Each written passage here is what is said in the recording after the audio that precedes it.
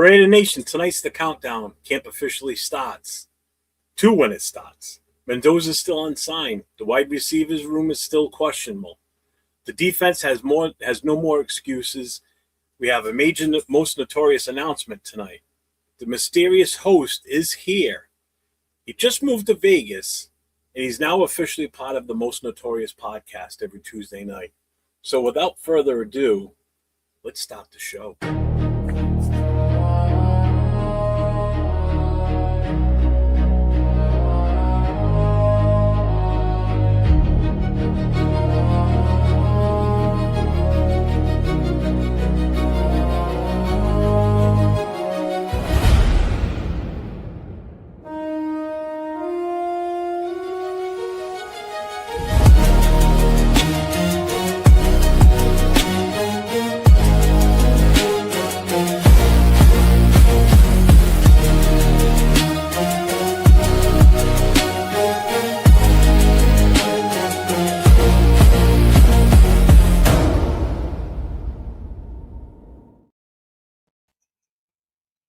What's going on, Raider Nation? What is up? What is up? I am here. I'm 401 Raider Jeff, along with my guy Will next to me, Silver and Black Radio Podcast. At the end over there is Mr. Leo Chidolinus himself. What's up, gentlemen? What's up? What's up with the new intro? Is that how you introduce the show now? Well, just for tonight, because we've got a special start off to this tonight. So we're going to bring the mystery person out in a few moments. This motherfucker has here. So we're going back to the 4-person format that we started with over a year ago. So we've been running 3 for a little while. So now we're going to go back to 4. So we'll reveal that. But before we get rolling, make sure everybody hits that like, hits the subscribe, hits your notifications for all 3 channels. And make sure when the 4th guy comes on, you hit it for him too. Got it? Got it. All right. So we're going to talk Raiders camp countdown. Fernando Mendoza still not signed yet. Wide receiver rooms, the defensive expectations this year going into it. Keyron Crawford, Nakobe Dean in the breaking NFL news. There will be no supplemental draft this season. We're going to bring that up real quick too, which means Brendan Sorsby has to wait until the 2027 NFL draft. So that dropped today. So I had to add that in after the fact because I had already had everything done up. So I had to scratch that, rewrite, and add to it. So how you guys doing? Good. I was just laughing at the fact that the surprise guest is surprise, but it was announced on his page. Yeah. You were supposed to tag his page, man. Oh well, the cat's out of the bag, I guess. So without further ado, we're going to make a couple of switches. I spent some time making some new stuff, so we're going to switch to this background. Oh, I thought it was the papers you had in your hand. Oh, this was going Channel 5 We're going to go to this now, this new form layout. And we're going to add the 4th person in now. Boom. There he is. None other than Nate himself, Mr. LV Raider 10. Yes, sir. So what's up, everyone? What's up, everyone? What up, man? Hey, congratulations on your move to the wonderful city of Las Vegas. Thank you, sir. Appreciate that. Honestly, I do. We now finally have someone in Las Vegas. Yeah. Mm-hmm. That's right. Central. Chonal's over there like, what about me? Like, stop washing your fucking underwear. You always say every time you ask him to go do something in Vegas, he can never do it. So now you've got a guy that's there on the streets. Right. I did put a little something together to signify Nate's move and the whole Vegas theme. So we're gonna play that real quick. You ready? Oh, time to get It's about 20 seconds long. It's not. Here we go. There we go. Viva what up, Ryan? Vegas. Vegas.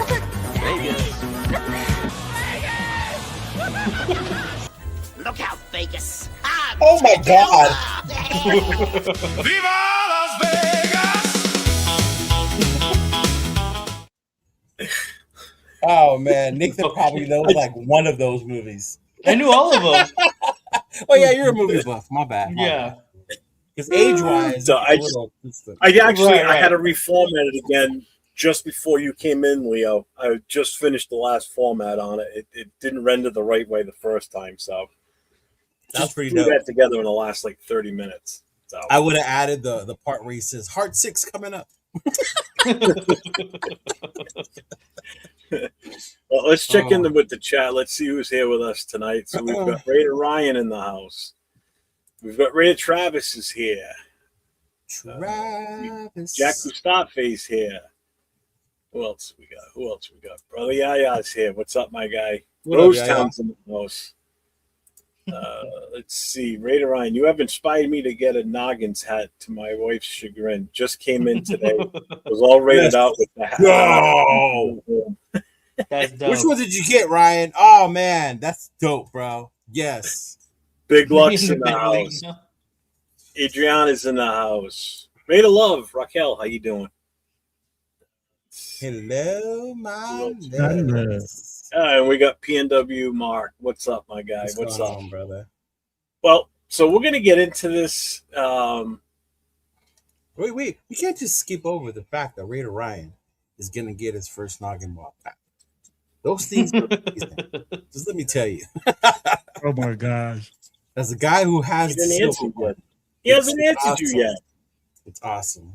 Coach is here. What's up, Coach? What up, Coach? Mookie the Goated is here too. Broncos country. Hey, let's ride. So as I said, make sure now that Nate's in here, make sure you guys get over to his channel. It's LV Raider 10. His links are down in the description. Make sure you guys get over to his channel. If any one of the moderators on any one of our other 3 channels can put the link directly to Nate's channel in the chats, that would be stupendous, and we would appreciate that. Hey, now that you're in Vegas, bro, like, are you gonna be able to focus more? I know you've been wanting to grow your channel. You just haven't had time because you're in the wonderful city of Los Angeles with so much to do. Now you're in Vegas, dog. The Golden Knights are no longer playing, right? Oh, don't remind me, dude. So, I mean, there's not much out there for you to do. So, are you going to be able to focus and grow your channel like we know you can? Yeah, it's definitely the plan. I think coming out here is definitely going to allow me to have the opportunity to create more content. Yeah. And I know I'm going to have like a little segment to like what everything's going to go on, like how Vegas has been so far, but it's definitely been interesting as far as like seeing Raider fans around. Mm-hmm. Okay. I'll elaborate on it later, but it's definitely been eye-opening, I would say. Yeah. Let me, bro. Let me guess. They ain't as rowdy as from people from outside of town. I think it maybe. Well, also the place where I live. So I was about to say, yeah, they're not going to be very rowdy just in general. So, right. But that's not where I'm going with it. But like I said, I'll elaborate on it later. Right. Okay. Because there's some rowdy fans in Vegas, bro. Oh yeah, you got what's his Marty and them out there, and they rowdy. No. I get it. You got TNBC. Yeah, then you got my Asian buddy. You give that fool some beers. You talking about rowdy? Bob. Yeah. But I'm telling you like this, man. When I go to a different city, sometimes like I've seen people scream Raiders from across the fucking street at me, and they go like Raiders. They see you in here, like, and I feel like in Vegas that's not as common as when you live outside of town. I just know how big your city is. You know what I mean? Yeah. Because I live in LA. We don't do that to each other. And I see a lot of Raider fans. You know, I get spotted at Disneyland. I can say, "Hey, cool hat, bro! Like, where'd you get that hat?" Or maybe like in my hometown, but like that was it, really. Unless someone like Glenn is walking behind me, you know, then it's different. Right. Mm-hmm. Yeah. So Raider Ryan said he got the black one. Nice. Coach says, I have an idea for a show, Nate. You can do What's New with Max's tattoos. Well, I'll find out on Monday. Are you going to go? Yeah, I'm going to go. Let's go. Let's see. That's what I'm talking about. There's this what's signing at a Smith in Las Vegas. The first 100 people get like a Max poster or whatever, but it's like a meet and greet with Max Crosby at the Smith store. Mm-hmm. Smith is like their Food for Less. Basically, yeah. What's up, Proof? Chris Berman passed away? What? No way. No. Oh, you serious? I didn't see that. Me either, bro. That would have blown up on my phone, right? Yeah. Oh, man. R.I.P. to Chris Berman. Unless it's someone else he's talking about that I don't know about. Right? That's the dude who came up with the Raiders.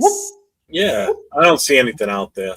I didn't see I don't see anything either. Nobody circles the wagon like the Buffalo Bills. Like, man, you had so many growing up as a kid. Like, that's why ESPN was cool. No, he was the rereason I watched ESPN. Just to watch the highlights. Yeah, him and then highlights. Yeah. Oh man, whoop whoop. Oh man. And he was a stumbling, bumbling.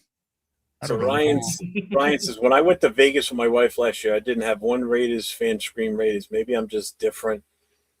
Even with the wife noticed there wasn't as many Raider fans that I thought would be. Yeah, I think it just depends because I've been at the Mandalay, just walking through the Mandalay, and people see me in the Raider jersey and they'll yell Raiders.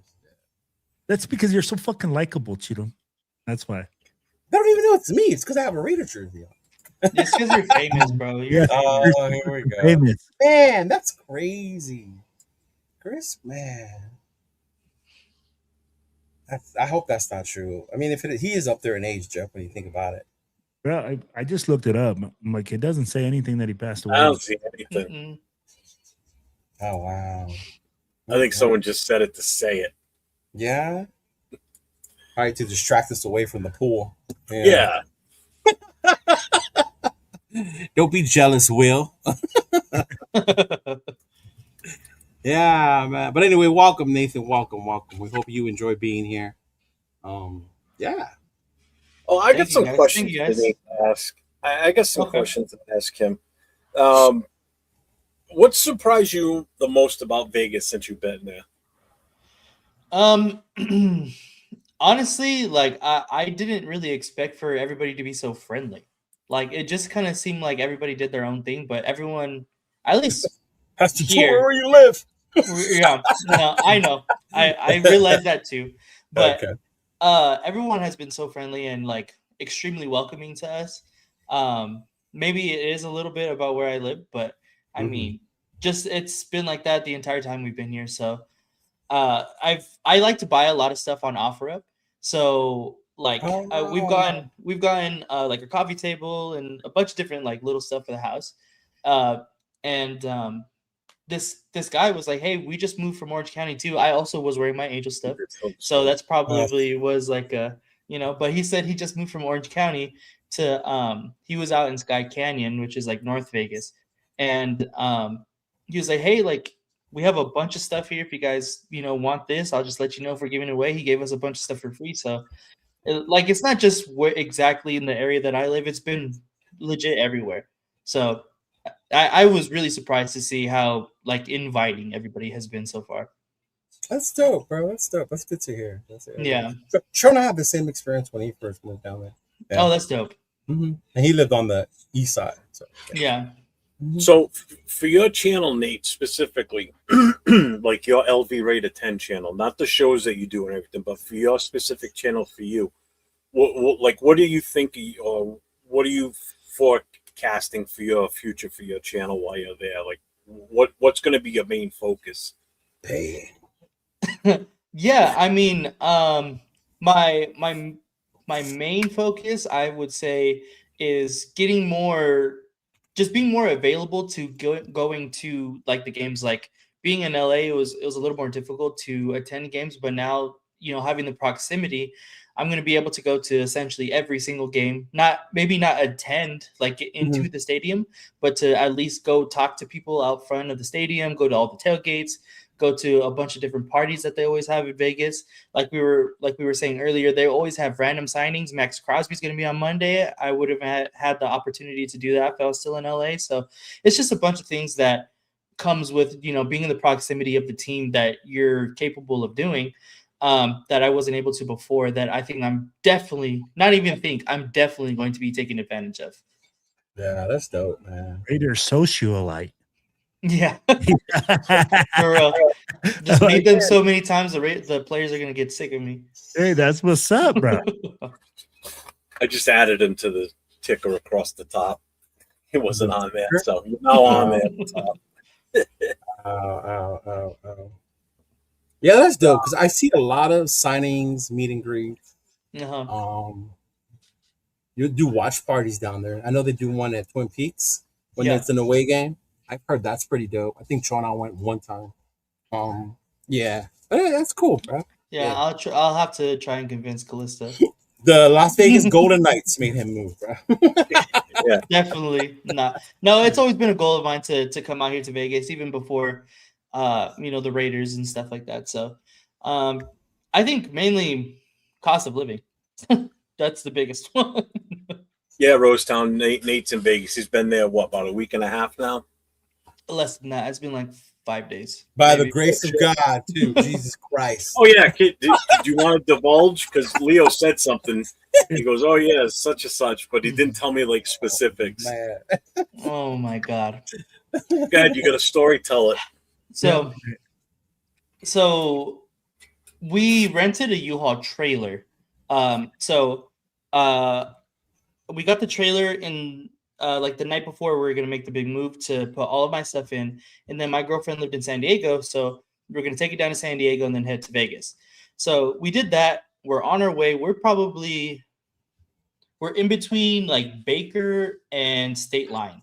So we're middle of nowhere. Dude, we're in the middle of nowhere. We're like right there. Like we're like before you go any further, when Leo said that in the chat, but he didn't say specifics, I almost said, did the U-Haul break down? So I was going to be close, but go ahead, keep going. So we're like right there, like State Line's right there. It's like right where you start to get excited, like, all right, we're almost there. We're like an hour away, like an hour and a half away to being there. All of a sudden, the trailer, the trailer ball, like for the hitch, it breaks. The trailer is like swinging back and forth into the other lane. It's held down by the chains. Held down by the chains, yes. So it's tugging the ever living nuts out of the car. Yeah. And so I'm so scared. Like I'm driving, I'm like, oh fuck, just like trying to slow it down, like just trying to stop it. Luckily, I was able to without the trailer hitting the back of the car. Without any damage to the car, without any damage to the trailer. Look at you, Vin Diesel. Okay. Holy shit. I don't know how that happened. I have no idea how that happened. What kind of car was it? Over here. It was a Nissan Pathfinder. Oh, okay. So it wasn't like anything, like it wasn't like no big truck or anything that was able to handle it. It was like, but it wasn't like you were pulling it with a Yugo either. I mean, you were pulling it with something that should have been able to handle it. He said a Yugo. Right. Yeah, not towed it with a Miata. That Yugo would have went like Miata. I've seen people do that though with like a Honda Civic trying to pull it. Like, oh Lord, yeah, dude.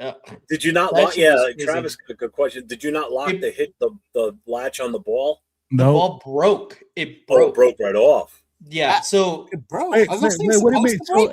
Yeah, how did it fall? Hitch? So there's different kinds of hitches that you can get. You can get one where you just put the fucking ball into the hitch itself. My dad got the ball from, I don't know where he got it from, to be honest, but it wasn't rated. Sounds like the dollar store. It wasn't, the weight wasn't rated for what we were pulling, so it broke. It broke the screw. This is my guess because obviously we couldn't find the ball, but it broke the screw. That was right? Exactly. I went through someone's windshield and they're right. They're probably like, what the fuck was that? So it broke, and basically what we had to do was we pulled off to the side, we unhitched the trailer, and we had to double back to Baker, go to AutoZone, and get the ball. You double back to Baker? Yeah, we had to drive 30 minutes out of the way. Wow. You're lucky nobody came and took the trailer. In 30 minutes? I know. Yeah, and that part there's people want to do that. If anything, 30 minutes back and then 30 minutes that's a back big again. hustle. If you're pulling over there to steal somebody's trailer that they just broke Yeah, down. but you'll see, Jeff, when you do that drive, it's like there's nothing there. Yeah. Shit, man, if you would have been going 95 south through New York City in the Bronxway Expressway, if you would have stopped there with that trailer, second you would have drove away, that trailer would have been gone. It would have been gone like that. Bang. Hey, Travis, People would have scooped that thing up in a second. He has the right size balls, man. Just because he looks Asian, leave him alone. Yeah. Well, hey, you know what? It's a good thing you had the safety chains on it, because if you didn't, that trailer would have passed you. You would have been driving along, and the trailer would have gone woo, right by you. The car would have felt much lighter for no reason. Yeah, what's going on? Pulling this trailer good. Oh man! So that was definitely an experience, but I probably had to do it. Yeah, that's crazy. But glad you guys are safe. Wild. Yeah, thank God. Was your girlfriend in the car with you when it happened? Yeah, she was. And then freaking out. My brother was asleep, and he woke up. He woke up mid, like the trailer was whipping back and forth. He's like, "Dick, stop! What the fuck you think I'm trying to do?"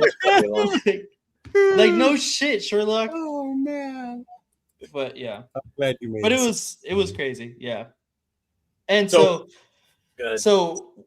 my TV broke, both of my monitors broke. In the trailer? Yeah, and because it was whipping so violently back and forth.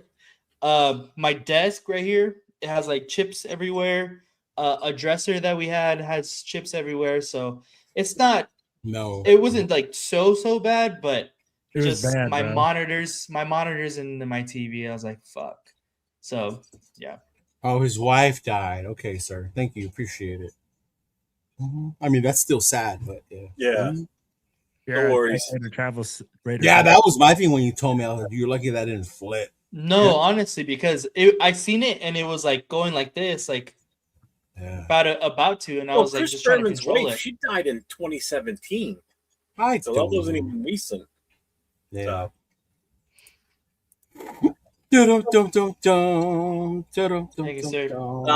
So basically, with Nate being in Vegas now, he's going to become a major part of pretty much any one of the shows that he's on. You know, he's on with Leo and I on 2 shows now, tonight and Wednesday nights. And then Nate and I still have our show on Thursday night too. It's, you know, those 2 shows have been on hiatus. So Nate will bring a whole new insight to these shows because he's there. He's got easier access to what's going on, you know, be able to go to more of the practices when they're open, not having to make special trips because you live right the hell there. Yeah. You know, without doxing yourself, how close are you to the stadium from where you live? Oh, it's not that far. It's not that far, but it is like on the other side of it is on the other side of town. I live like 20 minutes away, which is not bad at all. But like I thought it was more like 30. Yeah. No, it's 20. So you're about as close to Allegiant as I am to like Gillette. Yeah, you don't live that far. Jets fan. Yeah. But yeah, it's really not that far. The thing that's going to be a little bit further is the practice facility. Like if they have anything in Henderson, that's like. I was thinking Henderson. That's why I said 30 minutes. I was thinking the training facility. Yeah. That's like 30, 35, almost 40 minutes probably. Yeah. Mm-hmm. That's true. What's up, Jason? Party at Nate's. Right? Party at Nate's. Not neighborhood. Anything else happen out there since you've been there of any importance? Let's see. You have the battle for Vegas coming up, right? That's exactly what I was about to say. This weekend is Battle for Vegas. Yeah. That's the charity softball game between the Vegas Golden Knights and the Las Vegas Raiders. So I have attended this charity softball game for the past, I think, 4 years now. Mm-hmm. And every year I get really, really good, signatures and just FaceTime with the people. There's not going to be a lot of crazy names this year, which I was a little disappointed in. But the Nailor is not going to be there. Sadly not. There's going to be other rookies though. Like I really want to see Mike Washington. I think Mike Washington would be tight to get a signature.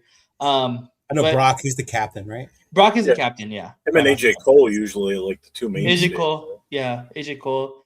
Normally Dylan Carlson, but obviously Dylan Carlson's not here no more. Daniel, sorry. I already forgot his name. God, the guy moves to Vegas and he starts forgetting players' names already. Jesus Christ. Yep. God damn. But yeah, so that will be this weekend, and then right after that is Max Crosby signing. So that's dope, man. That's dope. I just think you don't have to go far to go to the home opener. So exactly. You don't have to pay for a hotel. You don't have to pay for Kirk chains. Yeah, you're good there. Yeah, just rent. Yeah. Let's see. All right, so now that we're past that part, so let's get right into the football side of things now. So Raiders camp countdown. Rookies report July 23rd, veterans on the 28th. So let me ask you, I'm going to ask you, I got a question for each one of you. So, Will, which training camp battles are you watching first? Quarterback, wide receiver, offensive line, linebacker, or secondary? Offensive line. Offensive line, bro. This was so bad last year that you have to look at it this year and see if that unit is improving, because we know that that's going to be the mainstay of the team offensively. If you can't pass block, if you can't run block, you can't do anything offensively. So at the end of the day, you need to see who's going to start. I'll be like, there's a lot of unproven talent there. I'll be like, we have a lot of names. So just got to see how they work together, and think we got the right coach to do it with the offensive line coach. We got like over 90 names, right? For the offensive line? No, I don't know. What'd you say? I couldn't even hear what you just said. He said for the offensive line, he said we have over 90 names. I wasn't talking to you, Doc. My bad. I was like, wait, what? I was like, what is he talking about? I was like, what? You know what? Leo, if you have to pick one of those position groups, which one do you think you watch? I think it's one you're not even talking about. I think the one I'm watching for is the content creators. Because we all like to fight about who's doing the best out there in shorts and t-shirts. So that's the battle I'm looking forward to. But no, all seriousness, I think it starts in the trenches. O-line and D-line. O-line and D-line. The majority, I think, that has me the most interested is how young we are. You're talking about us not signing players that were over 30 and the amount of rookies and young people we have on this team. So I think overall, just to see how they all do and how they're going about the vision that Spytek and Kubiak said they were bringing here is probably what I look forward to. You know, like are these guys ballers and players like they said they were? You know, I think that, but definitely for me, it's going to start in the trenches, and that starts defense and offense, even on Max's side. You know, with Kenyon, with him, what's going to happen with Kuntz? You know, the interior. You know, 805's boy Adam Butler. You know, is he the truth? You know. JJ Pegues, Tonka Hemingway, you know, is he going to get a carry? You know, things like that. But, yeah, to me, it's in the trenches, just the position battles in the trenches. Yeah.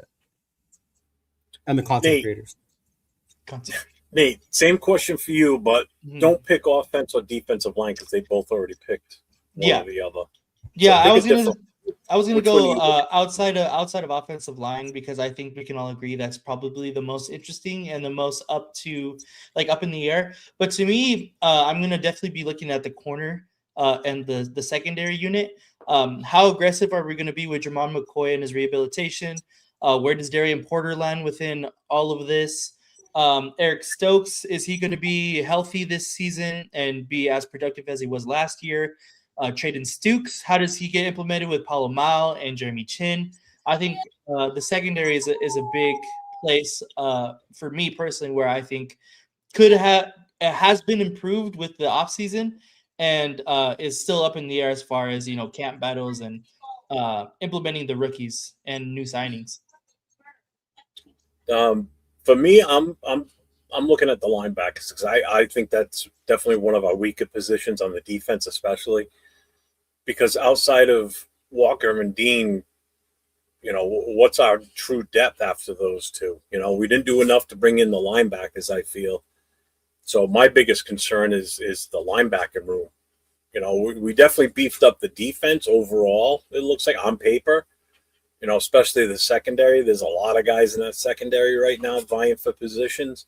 So you're right with that as far as that battle. But I think the linebacker one, like who's going to be the backups to these two guys that we can count on to come in, because we're already looking at one that's got injury issues now. You haven't heard much of him. He hasn't been at any of the OTAs or the mini camps. So, what's his availability? I think that's one of our blaring weaknesses right now. Leo, I'm going to start with you on this one. What player has the most to gain when camp starts? To gain? Mm-hmm. I'm hoping, because I'm trying to stay positive.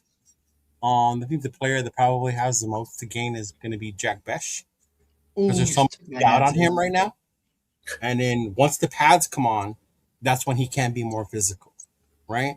So maybe that's where he can silence some of the hate or the criticism that's been floating around out there, as far as especially because everyone questions the wide receiver. All the Leos. Yeah. All the Leos out there. All the Leos in the world. Mm-hmm. Yeah. But I would say Jack Bech has the most to gain from it. Yeah. Because I don't plan on seeing too much of Genty or having like ooh and awing over Kirko or Bowers, because those are stars. You know what they are. It's mainly the other people. Yeah. Nate, who do you think? As I'm looking at the depth chart right here, it's hard to not say somebody on the offensive line. But I am gonna go with Hemingway and Pegues. The reason why I'm saying those two guys is because Leo had mentioned also like the defensive side of the line is also kind of up in the air, and it's really a spot for somebody to take. Like we're expecting Laolu to be there, and then obviously Butler is going to be there. So can our rookies from last season step up? And Hemingway in specific had a pretty decent limited time when he got in there. So I'm expecting a pretty decent camp out of Hemingway and Pegues. Those are two guys I'm definitely going to be keeping my eye on. Well, I'm going to go with JPJ. Oh, why you go after my guy, bro? Hey, he has the most to gain. Is this? Hey, we said it. Hey, offensive line is the easiest way to go about this. I mean, like whoever's on the offensive line, you can name it off. You could say Glaze, because Glaze had a bad year last year. You could say Buford. Whoever it is on the offensive line, they have the most to gain because they have that many more open spots. There's 3 open spots on this offensive line that are up for grabs that people can go and fight for.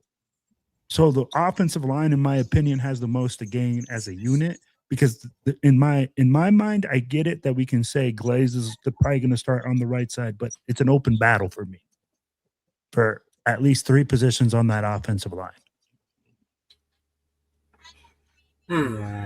For me, the most to gain, Michael Mayer, I think. He's going to prove or gain. To gain, he's got to get more involved this year. He's got to stay healthy, keep his head on straight.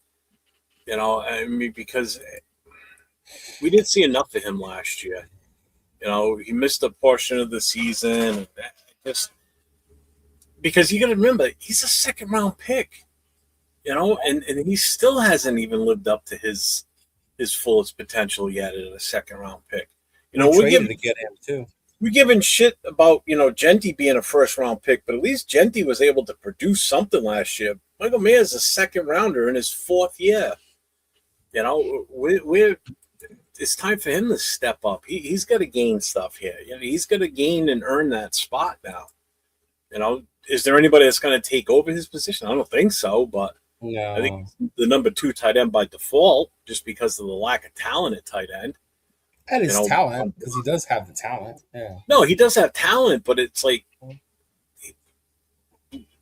I don't know. He went to Notre Dame. That's why no. See, if he would have gone to USC, he would have been a starter. He would have started over Brock, right? Exactly. Exactly. Dude couldn't even tell you who USC's tight ends were the last 3 years. Who, me? You. No, of course not. Yeah. Didn't give two shits. All right, was drafted question. With JPJ? He wasn't drafted with JPJ. No, he was the year before. Yeah, Big Mike was the year before. Big Mike was the year of Tyree. It was Mike and then Bowers. We went back-to-back tight ends. Yeah. Mm-hmm. Well, we got what we thought was the best tight end in Michael Mayer's draft with him. And then the following year, we follow up with Brock Bowers. It's that draft class to me that's their time to do something. And that's Michael Mayer and Trey Tucker. Those are the only ones left from that this one, is right? their fourth year. Because everybody else from that draft class is gone, right? Yep. I think so, too. Yeah, I think everybody else from that draft class is gone. That's crazy. That's one of the worst draft classes. What up, Mayo? What's up, familia? What's going on, man? What up, Big Easy? What's going on, bro? How did Swap Me Life treating you? What's up, Big Easy? What's going on, man? Nate, this question is basically specific for you. Being in Vegas now, what would you want to see first if you get your eyes on the team or hear local camp buzz? The Raiderettes. What? Who said that? That's a good question. I think what the main thing, like the main buzz around town, is definitely going to be about Fernando Mendoza. If you come in on the 15th to Las Vegas, the first sign you see is just a black billboard with gray lettering that says Fernando. Yeah, that's the first billboard you see when you get into Las Vegas. That's it. So I already know for a fact that was going to be the main thing around, minicamp buzz and training camp, and you can already tell that's what it's going to be about. So I honestly can't really tell you because I already know for a fact that's what it's going to be. What I would want to see though is how the players are adapting to the scheme of Clint Kubiak. That's the biggest thing for me is if we can get to understanding Clint Kubiak's offense and we can execute Clint Kubiak's offense, I think that's the biggest thing of this entire minicamp, because we know that it's a difficult playbook to understand and get down. So if we can roll into week one, having that understanding of the playbook, unlike the past couple of years that we have not, I think that's going to be just a step in the right direction. Bro, we've gone into the season not knowing who our starters are. Exactly. Having a playbook. We went weeks into the season who our starting offensive line was. Oh, man. All bad. So Arnie's going to pull bold prediction here, and I don't agree with it. During trade deadline, will we trade JPJ, Mayer, AOC, and Crosby for draft picks? What kind of haul can we get? Number one, trading JPJ, I think it's a dumb move. Because even if he's not a starter, he's still a great depth piece. Okay? That's number one. Number two, Michael Mayer's not going to get traded. I can't see that one. And AOC is not going to get traded either. We're going to roll in with three quarterbacks. We have to. Because you got a rookie right now that is still practicing with the threes. He's number 3 on the depth chart as of right now. You need a viable backup. You don't want to – if Kirk Cousins gets banged up and beat up and he's out for a couple of weeks, you're going to want to put AOC out there because you don't want to have Fernando go out there and get banged up and damaged either. He's your rookie. He's the future of this team. I'd rather see Fernando out there than that fucking statue. Yeah, but again, if the line – we still don't know what the line's going to look like. Yeah. So if the line's not ready yet, for whatever reason, do you want to put Fernando out there with that and watch him take a whooping? You can see if he can take it. He's going to take it eventually. He's not always going to be protected. Him getting fucked up and really hurt. Crosby's the only one I agree with getting traded, to be honest with you. Who, Crosby? He's the only one that's going to give you value out of any of those guys. He's the only one that's going to give you a better return on your bang for your buck. I mean, value-wise, I can understand that. At the same time, though, I mean, like, if we're trading that many guys, we fucking suck. Right. No, that's why we're doing it, and I hope that it's not like that. At the end, Yeah, of the it's day, not like we're trying to get that final piece to push us to to a playoff win here. This is because all right, well, this season's not working out. Trade deadline's usually by first or second week in November. We're just unloading these players, get their contracts off the boards, and building draft picks for 2027. That's all it is. I mean, like if you're doing those type of trades by the trade deadline, we fucking blow dick. I'd be like straight up, we just suck ass. So now, I'm like Artie, I don't think we're gonna be that bad. That's a fucking fire sale. Yeah. And again, there's a couple names on that list that he put up there that I think would be foolish to trade away. Yeah. Because in all honesty, you look at our starting five for our offensive line, and you look at our backups. We're not that deep. We got a little bit more depth than last year, a little bit more than what I trust. I trust this year's backups than last year's a lot more because there's no Forsyth, there's no Kappa Crappa. There's no Parham. He's gone. He's here in New England. So Anani says Genty, Bowers, Mendoza will be our big three for the next 6 years. I'll tell you right now with Bowers, if we're not winning and it's still going to take us longer, you're going to see him want out. How long is he going to stick around for? I'm telling you, I think Genty's going to get pushed this year. What do you guys think? Because of Mike Washington? Yeah. I think, yes, because we're going to just have a better backup just in general. So there's going to be that, of course. But I think mainly it just has to do with the offensive line is going to be better, at least incrementally better than it was last year. Well, man, as bad as we were last year, I hope it fucking improves. I hope everything improves. I hope he's being pushed, bro. A competition is healthy. Okay, this is where people get it wrong. Like competition is healthy. If our team is actually competing to keep their spots, to keep like, hey, this is the level we're at, bro, it's gonna make every player play better. It's gonna make everybody push harder. So at the end of the day, I see this as a win. People are going to say, oh, Mike Washington coming in is going to take away reps. Well, if Genty really is taking it seriously, if he really wants this job, if he really wants to push over, he's going to produce. There's only one way to do it, is to produce. A lot of people are going to say it like this. I don't give a fuck that the offensive line didn't work out. He was the 6th pick in the first round. You better make it happen. And that's what a lot of people are going to say this year, because we've already made the excuse last year. Hey, your offensive line sucked. You couldn't block. This year, it's time to fucking shit or get off the pot.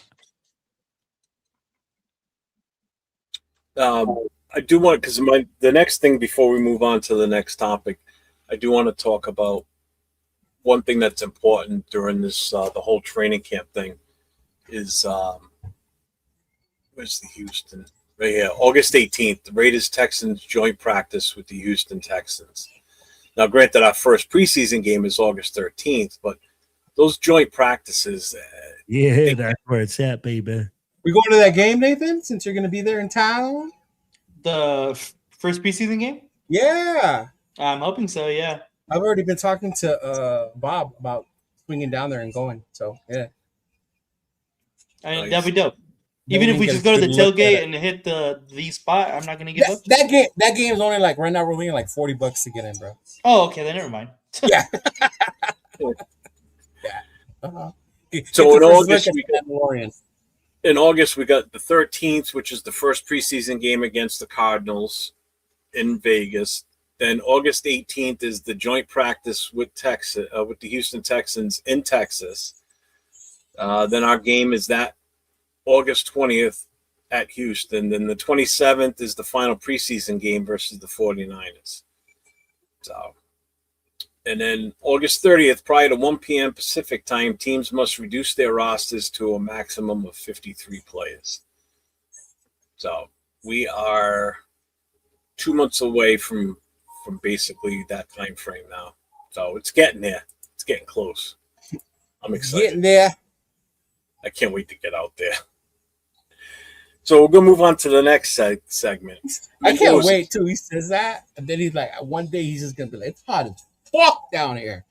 I know. Honestly, like I Jesus haven't really felt the heat, but I haven't been out. I haven't been outside. You haven't been like outside that. though. Yeah. Mm-hmm. Hey, look, Nathan, you have someone congratulating you. Thank you. Yeah, she had DM'd me. Mm-hmm. A very nice message. I thank you. Appreciate it. Yeah. So going to Mendoza, still unsigned.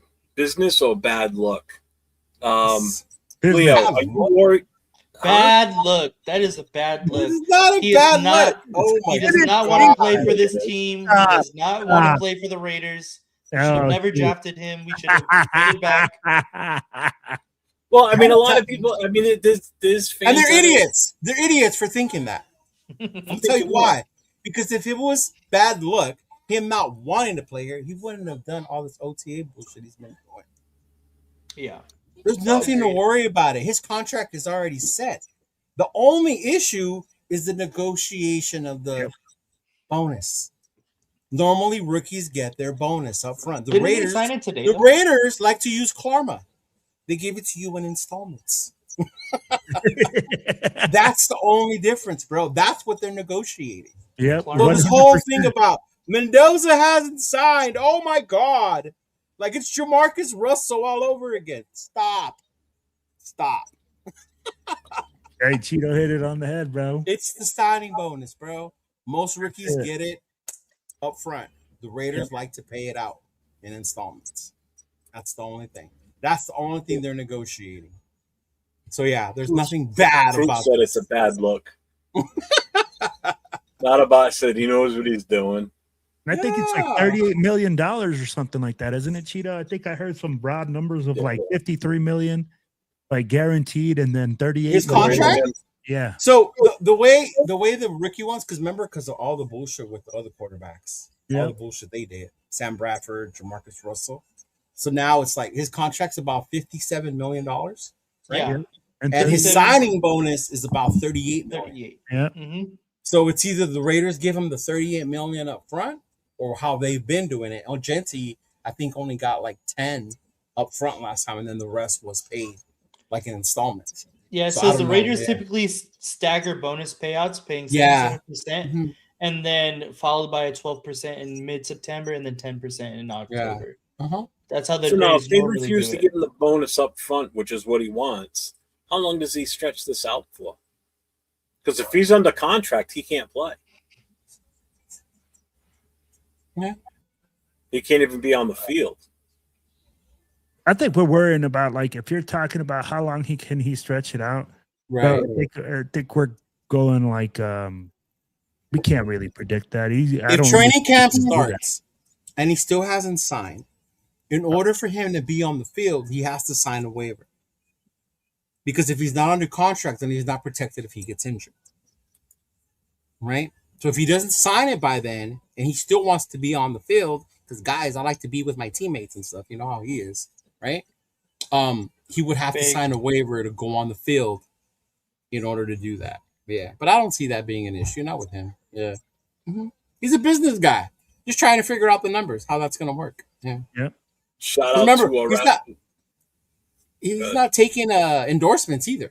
So this is his money. This is what's going to be his money. Well, that's his dumbass reason for not. I don't think it's dumb if you think about it, though. Of course it is. Why would you not take advantage of it? Because he just came from NIL where he made like $20 million. They don't need to do that anymore. $38 million bonus being signed. Who said he's bitching? Yeah, but why not sign it then? I will still have my lawyers and my business people look at it and not just be like, you know what, Mark, you ain't gonna fuck me over. I got you. Fuck that. I trust Mark. Right? No, I'm still gonna have my people look over it before I sign it. Shut up and sign it, right, Jeff? Shut up and sign the goddamn thing. Seriously. Oh Lord. All right, get off my lawn. Just sign a contract. Well, Just sign it. No, Be happy you're getting Be happy you're going to get the $38 million, whether it's paid all in one Go shot. that mentality, huh? Just be Yeah. happy you're there. You didn't work hard to get it. Just be happy he gave it to you. You didn't do Well, nothing. you said you didn't work hard. I mean, you're not wrong. So right? You didn't do nothing to deserve that money. He had the ball up quite a lot. Like, come on, dude. Turn to the left, hand ball off. Turn to the right. Hand ball. Oh, shuttle pass. Yeah. Yay. Yeah. Salute to Rafa with the $2.68 odd amount. $2.68 super chat. Thank you, my brother. I think that's to your channel, Leo. That was on you. Okay, awesome. Thank you. Yeah. Oh, he just had his he did his broadcast in Spanish the other day when he was doing the World Cup. That was pretty dope. Oh, that's dope. Yeah, to me, football makes more sense in Spanish to me. Yeah. Fuck Alexi Lawless. Shout out to Zlatan. Mendoza will start how many games out of 17 between those? That is fucking hilarious, bro. I think it's gonna be Kirk Cousins all the way through. I don't see Mendoza. I think it depends on how many wins we have. If we're by the bye week and we're like 3-4 wins, I think then they start to get the push for. I think it also depends on how well he's developed too. You still don't. Well, how can you tell if he's developed if he's not on the field? Yeah. That's why it's just. There've been a lot of smart backup QBs that are awesome at the clipboard and then boardroom, but once they get on that field, it's like, yeah.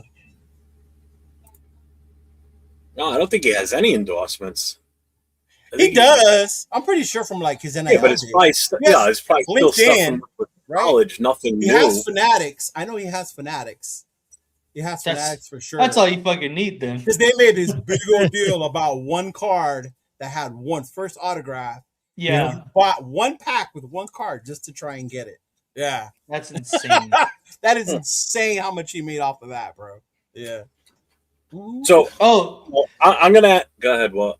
Oh, I was going to just say a little off tangent, but me and my girlfriend bought the Panini pack of the World Cup, the book where you get pull stickers. You the sticker book?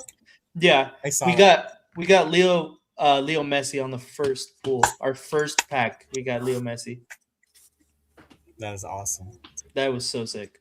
Okay, go ahead. Sorry. Leo's the best, bro. Did you open it? What? You opened up the book and took was it sealed? No, so you don't remember these when we were kids, Jack? Yeah, you buy the packs of stickers and you put them in there based on the numbers. Yeah. So you actually peeled them off and put them down? Yeah, you peel them off of the thing and you put them in your book. You put it in your book. Uh-huh. You just ruined it.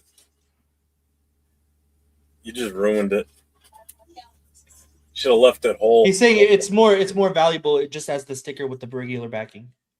Oh, not those, bro. The Panini ones? No. Yeah, that's what everybody said back in the day, and then now everything's fucking ridiculous. If it's not sealed, nobody wants shit. Luckily, I got a bunch of my cards that I'm trying to get rid of that are still full sets, sealed, wrapped in the original factory plastic. So, how's that going? The guys I got coming to look at my stuff, they won't touch anything else but that stuff. So they got a bunch of that shit still wrapped. But if Leo, obviously you're not worried about Mendoza not being signed yet. No, not one bit. Will, are you worried about him not being signed yet? Oh, this is like Leo said, strictly business, man. I'm like, it's all about the bonus, how they want to pay it out. He wants it in the lump sum, or like, what's the numbers? Hey, they're gonna give a little bit. Each side gives a little bit. Not a big deal. And Nate, I know you'll sign it now and just be done with it, right? I'm worried about him being on our team. What? You're still on that? You haven't let that go what yet? I'm worried about. You still haven't let that go? No, I'm past it. It doesn't really matter to me. So, all right, let me ask you this then. I'll ask all three of them. We'll start with Will to answer it first. If this drags out closer to July 23rd, do you start to worry? No. I'm not so worried. Right around the time he's supposed to report as a rookie and he's still not under contract, you're not worried? That's a month from now. No, because he's not going to start. Doesn't matter. I'm like, I'm not worried about it because, bro, like literally, we're talking about them being just a little bit apart. We're not talking, it's already a set thing.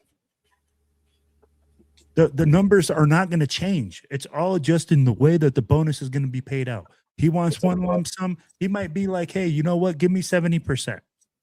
Give me 50%. I don't know what the percentages are, but they're gonna work some numbers out. But I'd be like, at the end of the day, he'll be in camp before the freaking first snap of rookie comp. It might even be the day of. But I'm not worried about it, man. Leo?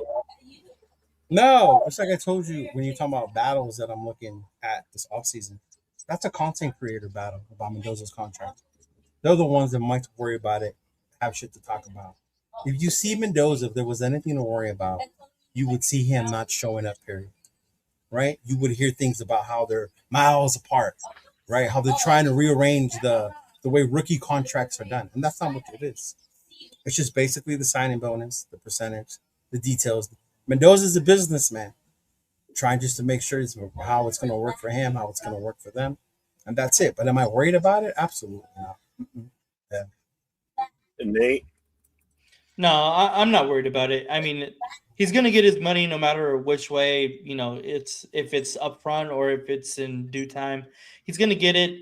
And so I'm honestly just worried about the football stuff. Not worried about it, but just like, let's get to the football stuff. That's really what it is. Getting the ball from under center, your footwork, the timing. Yeah, exactly. That's the shit to worry about, not the signing bonus. Right. Yeah. What is that? So it's going to be Will because my dog doesn't sound like that with a box. That dog sounds like a squeeze toy. Right? That's a dog? Yeah, that's my Yorkie. Don't hate. Oh, Lord. My dog would eat that dog. Right? It's all starting to make sense now. My Yorkie's a savage, bro. We can kill your dog. I'm sure.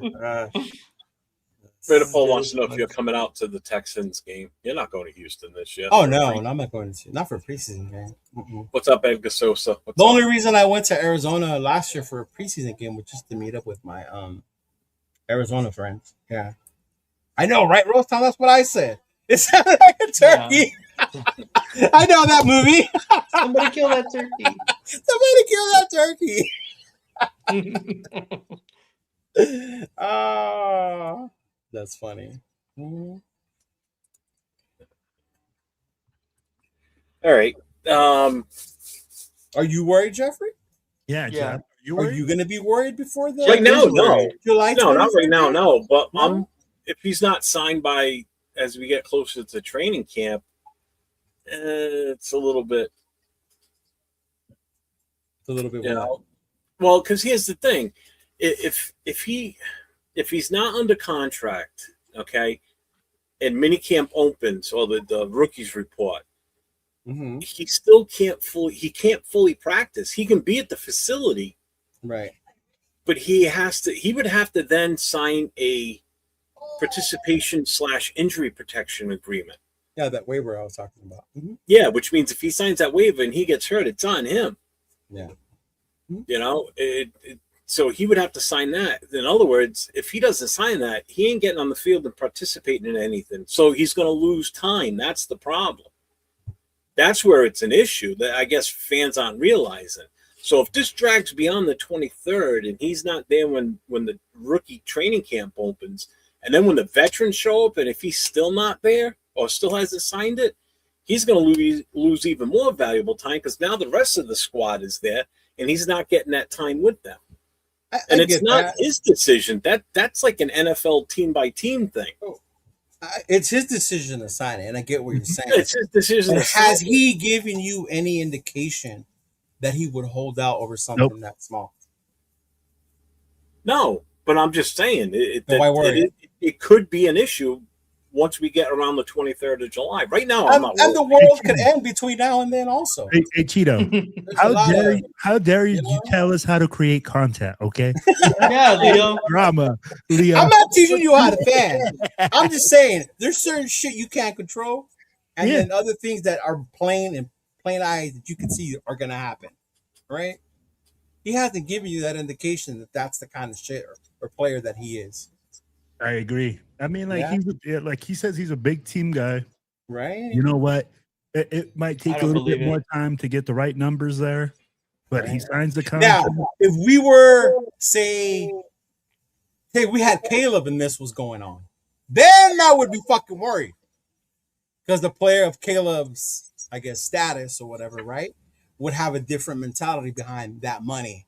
Caleb would have signed the day he got drafted, okay? Shut the Remember his dad wanted part of the team and all this other bullshit. Oh, that's right. I forgot about that one. Remember? That's I did. Travis, I'll let you know when he starts dropping it because I haven't heard it. Yeah. It's like, yeah. And that's what I mean, Jeff. That's the reason I brought up Caleb. When you hear shit like that, then that's when it's like, hold up, bro. What's Fernando's camp doing? You know? Yeah. But you haven't heard that. Nothing like that from that kid. No. He just wants to play ball. I'm taking Caleb on a holdout, then Fernando signed. That's a different conversation. That's a different conversation. We're going to move on from Mendoza. I got one more question for you guys on Mendoza. Okay. Does he need to play this year, or is sitting behind Kirk Cousins the smartest move, where he doesn't touch the field at all? So glad you brought this up. It's a good question. So we'll start with Will. We'll go right across. I'm gonna say it like this: if he doesn't play, that means that fucking Kirk Cousins is killing it this season. That means that he's going out there and putting in work. And I'm like, yo, at the end of the day, I'll be a happy camper because we're fucking winning. I'm like, and that's gonna be a big change of culture, right? Do I think that and this is where like listening to other shows and stuff like that becomes interesting because people are saying that most of his counterparts start about 14 games a season. You know, I don't really see that happening. I hope that we have a better season. I'm like, if he doesn't start, that means we're winning. If he starts, that means our team sucks. The teams our fucking offense is failing. So I'd be like, and we're going to look at him to come be the savior. But you're not answering the question. Does he need to play this year, or is sitting behind Kirk Cousins the smart move? I think sitting behind Kirk Cousins the smart move if we're winning. All right. Leo? I think it's a personal philosophy. As a fan, I want to see him out there and see what he can do. But because Tom Brady and them have numerously let us know they have a plan, and they prefer when you have the luxury to not force a quarterback in there, then you use that to your advantage, right? Yeah. So logically, that makes sense to me, right? As a fan and what I want to see if he's it, of course I would want to see him start. I've never liked Kirk Cousins. I know even if Kirk plays good, we're only going to get so far with Kirk Cousins, right?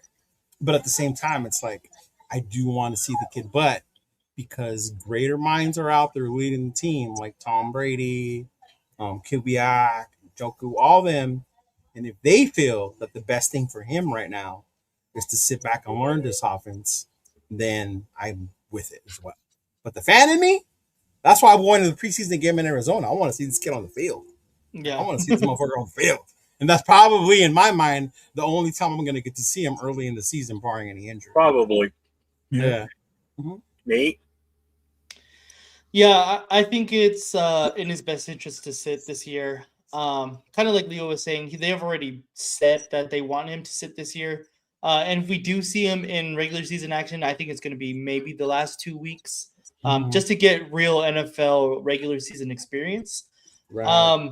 And even if Kirk Cousins isn't balling out and we're getting wins after wins after wins, I still don't see any, unless it's like 0 and like 12 to that point, then we'll probably see him. But even if it gets to that, I think it would still be hard to take Kirk Cousins out. You know, fan pressure will be there, but I think as an organization, they don't really feel the internal pressure of putting your number one draft pick out there. Mainly because, like Leo was saying, they have a plan internally. They have a timeline that they want to meet. And I think they're going to stick to it because I believe now they feel comfortable with this regime, the coaching staff, the leadership now that's established. with their plan that they have, set out for the future. So I do think we don't really see much of Mendoza, no matter how the season goes. But yeah, that's kind of it. Yeah, and I think who was it that said it? Right here, and this was what I was going to say when it got to me. True. I I don't want to put him out there with this offensive line right now until we know for sure that they are gelled as a unit. So I'm with Kirk Cousins starting as long as he has to, and even if Kirk isn't cutting it right now, just put AOC out there. Let this kid sit. Let this kid fully get acclimated. Which is one of the reasons why you cannot trade away AOC 12, because you're going to need a legit backup. If you still want to win games, or you're not worried about winning games, you just want to evaluate his talent against real NFL game time experience, then that's fine. Just throw the kid to the Wolves and say a couple of Hail Marys and our fathers and move on, because until we know for sure what this line's going to look like, he could be in for a rough year. And Arnie's got a question. If Cousins gets hurt, do you start AOC or Mendoza? You start AOC. I'm sorry. You give the guy that's going to give you the best chance to win right now based on him knowing the system and being here already. Mendoza's coming in starting from scratch. Most of the chat's pretty much saying have him sit for the most part. Yeah, and that's the other thing, too. If our running game is stuck in the mud, teams are just going to key off on the quarterbacks, and they're just going to kill them, Yeah. Yeah, see, I'm not. I agree with AOC, Maya, JPJ, Crosby. I'm sorry, he's just not. He's not worth the money. It's totally not worth the money. All right, so we're going to move on to the next one. Let me see. He's getting a little commercial for my taste. Let's see. AOC knows it. Not necessarily the system, but the players and everything. He's been in the league going on 4 years. He's got NFL experience. Mendoza has none. He's got 0 right now. So that's kind of what I meant by that. Knows the system. Shut up, Jason. Yeah, he doesn't know the system. I'm like, nobody knows the system. He's not going to be traded. If we trade AOC, that could be one of the. I don't know if you guys agree or disagree, but I think that would be one of the dumbest moves we could make. Because then who's going to be our quarterbacks? Kirk Cousins, Mendoza, and that means the rookie we drafted also later in the undrafted free agent's going to be the backup. No, we're gonna put him on the practice squad. I bet. That's what I mean. Every 3, and then we'll see if we can't trade. If we put him on the practice squad, he may not even good enough to make the practice squad. What's up, Mike Guerrero? Yeah, see, Travis says the same thing. Definitely shouldn't trade him. All right, we're gonna move on to the next subject, or the next topic. Wide receiver room. This might be kind of the topic where I think fan bases are going to, they're already split, obviously, on Mendoza and running backs and whatever. But I think wide receiver, is definitely one of our weaker positions. There's no two ways about it. Some fans want a proven veteran wide receiver 1, and some fans want the Raiders to just let the young guys cook, let them play. So my question is, right now you have Trey Tucker, Jalen Nailor, Jack Bech, Dante Thornton, Malik Benson, and the rest of that group trying to carve out roles for us. So the question is whether that is enough, especially if you're trying to help either Kirk Cousins or Fernando. So, Will, I'm going to ask you first. Do the Raiders need to add a veteran wide receiver 1 before camp, yes or no? Wow. So I'll say it like this. It depends on the veteran. Listening today, I heard the name DeAndre Hopkins dropped. A D-Hop? I would love a D-Hop. I'd be like, I think a DeAndre Hopkins would be fantastic. Now, if you're talking Stephon Diggs and his 15 baby mamas, nah, we don't need none of that action. You know, we need somebody that's going to come in He's here. not the one with all the kids, though, Diggs. Huh? Diggs isn't the one with all the kids. Tyreek. Maybe Mama Drama. Mama Drama. Never mind. He's Tyreek. He's Cardi B. Yeah. Yeah. I'd be like, you got too many. D Hop for me, I think is a great move. Solid older guy like that, and I think he's going to come in at a decent price.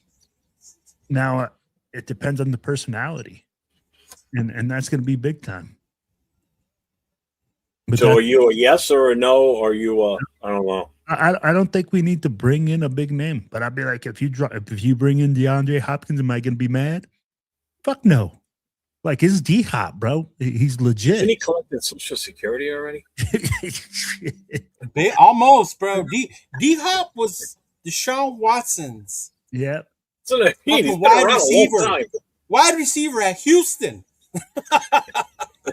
Been around a long time. That was D Hop. Deshaun Watson, y'all, before everything went to shit. Yeah. So, Leo, same question for you. Do the Raiders need to add a veteran wide receiver? It drives me crazy when people ask you that, because if you tell them yes, oh yeah, I agree with you. Tell me who. Diggs, Hill, Allen, Debo, Ayuk, Brandon Cooks, Curtis Samuel, Noah Brown, Tyler Lockett. Like, who's the number one veteran wide receiver out there that we're supposedly going to add? So even if you did want to bring one, who are you bringing? Right? Who are you bringing at this point? And out of all that names, to your point, the only one that makes sense is D-Hop. But even D-Hop is not a number one wide receiver at this point in his career. Not anymore. Used to Not be. anymore. And if anything, he had the chance to prove that when he was with Mahomes. When he was with Mahomes, I thought he was going to light it up with Mahomes. He was invisible. Yeah. I remember trying to trade for him in fantasy. Like, this dude's about to go buck wild. Right? He didn't do shit. Yeah. So, I mean, and the way this offense is going to be figured, I think at this point right now, it's more of a luxury than a need, because you have Jensen, because you have Brock Bowers. You know, those are your primary weapons on the offense. Anything else after that is just additional, supporting cast. Right? And everybody bitched about it last year. You don't know what you have in the rookies because they never got a chance, because we brought in Lockett, right? So let's not do that again this year. Fucking dumbass move. Yeah, let's not do that dumbass shit this year again. Let's let these guys see what they can do, right? Like, hey, Josh Bech, shut me the fuck up. Make me your biggest fan, bro. Have this game where you're going to come on the show one day and I'm going to be wearing that fucking jersey. No. Right, Nathan? Like, I'll get it for you. I'll get it for you. Me in Vegas with the Jack Bech jersey, bro. Make that day happen. Bech needs to be your next Tim Brown. The way you got so excited seeing Tim Brown in Houston, that's how you want to be when you see Jack Bech. Right. So, Nate, what's your take? Yes or no that we need a veteran wide receiver? I'm going to say no as well. I really want to push this wide receiver group to be better than what it has been in the past. And I think we've already added our wide receiver, our veteran presence wide receiver in Jalen Nailor. Although, maybe it's not a bigger name, that people have wanted, but he has some production in the NFL, and he sat behind a very good wide receiver core in front of him with Jay Jettas and the former USC Trojan and Blitnikoff winner. Oh, here we go. But I think that's going to be our veteran presence in that room. I want to see more out of Trey Tucker. I want to see more out of Jack Bech. And we have some rookies that I think could produce as well. Of course, we've been dying to see some improvement out of Dante Thornton. Hopefully, this coaching staff can coach him up this season. So I think really if we're trying to add somebody, it's going to be next year in the draft. I think that's what our draft need is going to be for the next year. What's that guy's name out of Ohio State? Jeremiah Smith. Jeremiah Smith, baby. I don't hope we're that bad, but if we're that bad and we get Jeremiah Smith, I don't think I'm going to be sad. Right? Uh-huh. So especially if we're like top 3. Ooh, I know. Trade that shit back to get Jeremiah. Outside of Bowers, I don't know who our stud tight ends are. We've got one one that's proven anything out of the entire tight end. I mean, if people can believe in Santa and believe in AOC, we can believe in Michael Mayer. Hey, we're still going off potential. You know? Yeah.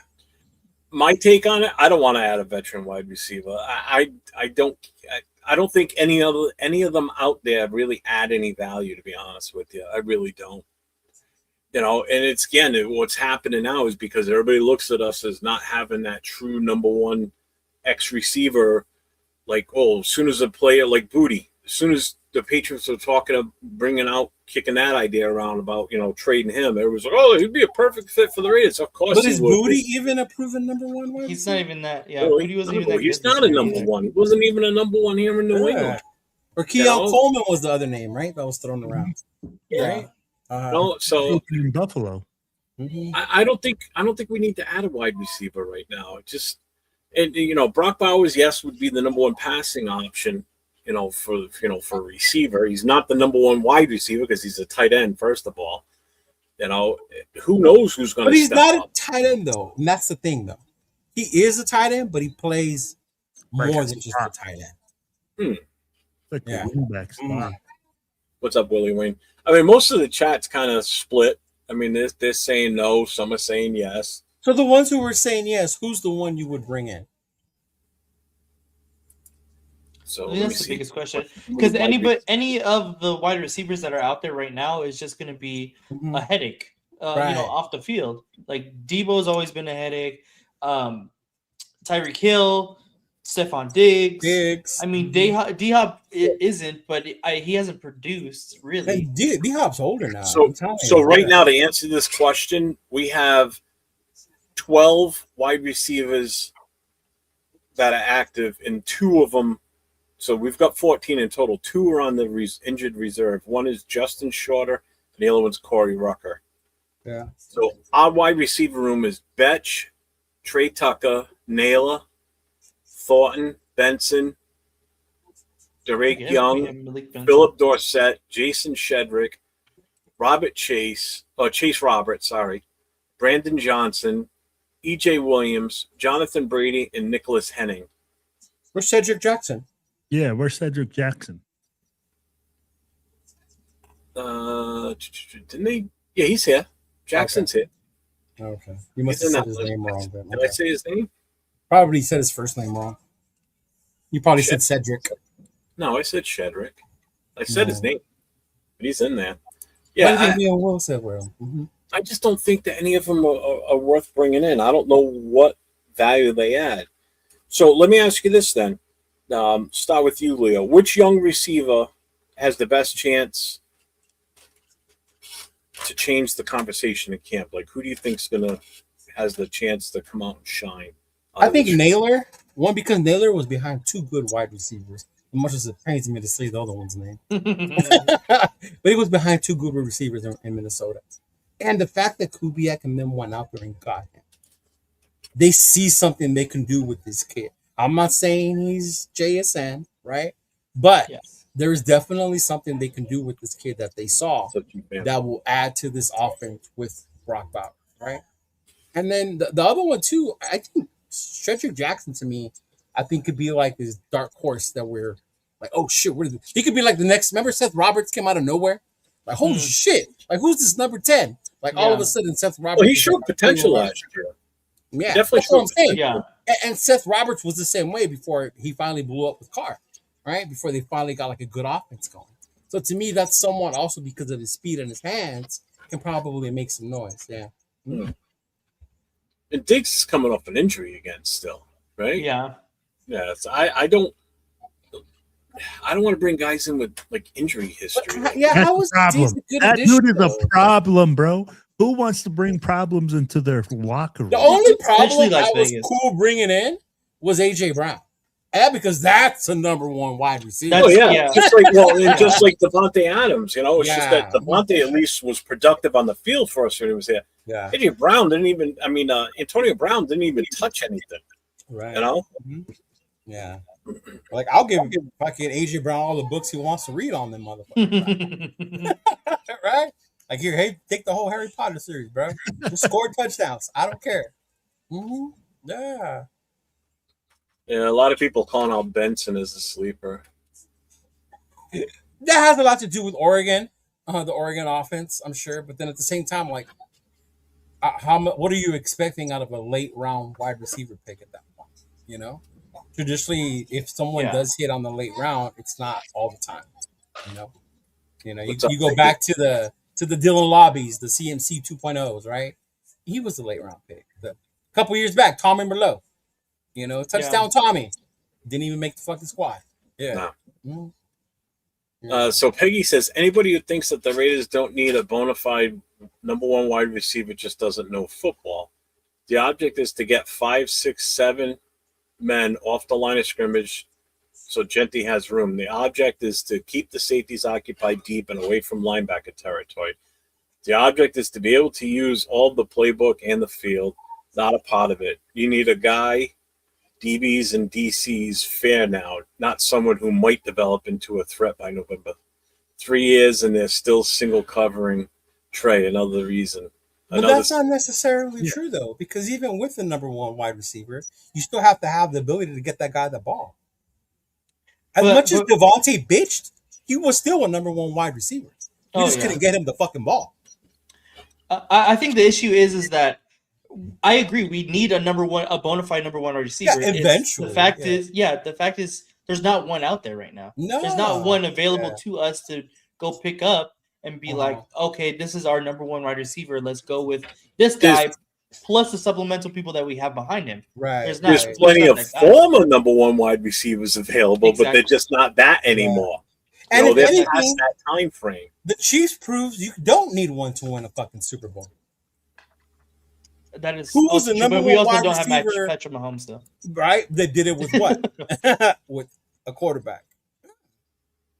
Yeah, wasn't there a top guy that year, like Juju Smith-Schuster or something? It was Kelsey. Kelsey was the main thing. Well, I mean, not Kelsey, not named Kelsey, basically. Yeah. It was basically anybody who was able to get open that wasn't Kelsey. Yeah. Did AJ Brown have knee injury issues?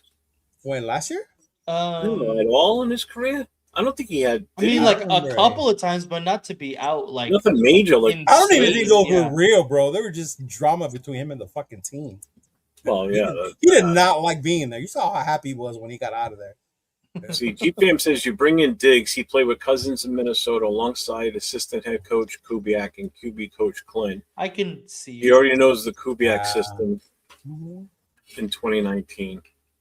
Yeah, I know. But it's just even Kirk said it though. That Kubiak system he knew back then is not the Kubiak system now. It's different. Yeah. He keeps changing it, adapting. Right. So this notion that it's the same system because he played before does not mean he's going to be able to do it again this year. Well, it changes based on the talent that he's got on whatever team he's with, too. And does Diggs seem to you as the football player that's going to come in here and focus on learning a new system? Nope. Oh yeah. Or is he just still playing based on his talent alone? And he's going to be one of those guys saying, "I'm going to run out and in." I'm going to put my hand up. Yeah. And I'm going to ask you guys this: how he's going to demand the football? 1,000%. Football in his hand. I'd be like, there's only one football to go around, so yeah. So that's going to, and that leads to drama as the season goes on if he's not getting the touches. Mm-hmm. And even though when we talk about having like guys that are deep threats, right? Isn't that burners? Isn't that what we have all over the field? Is extreme amount of speed? I'll be like, there's a wide receiver position. It's Trey and who else? Addison or Nailor. Nailor's a burner. You got Trey Tucker, who's a burner. You definitely need people to block. You know, you got Ardell hit it right on the head too. Oh no, Jack Bech is not a burner, bro. He's a possession. No, blocker. Oh yeah. But we already have a guy though that attracts double coverage, and that's Brock Bowers. Yep. What team out there other than maybe Denver, right, can one-on-one Bowers? Denver because of PS2. That's really it. Right? Denver because of PS2. Yep. I don't even think Derwin James can do it. Can he? No, I don't say Derwin James. Well, I don't know. Derwin James he's legit. No, he's good. He's good, but you look at some of these secondary guys that were drafted in the past couple of drafts too. They're bigger, they're stronger. They're the guys that have that same type of frame and play style as Patrick Surtain. Because tight ends are becoming a thing again in this league, like a consistent thing. Because there's a lot of teams with good tight ends, really good tight ends. And if you can't shut those tight ends down or keep up with them, they're going to kill you.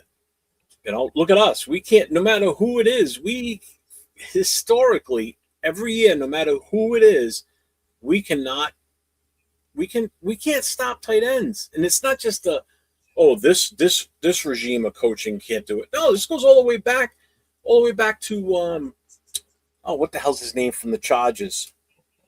Antonio Gates.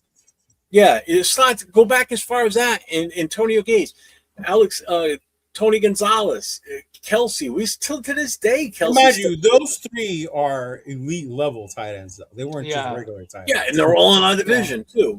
But still, it's like we always have bad history against tight ends, regardless of who they are or what team they're on. For some reason, and you know what that is? That's bad play at linebacker too.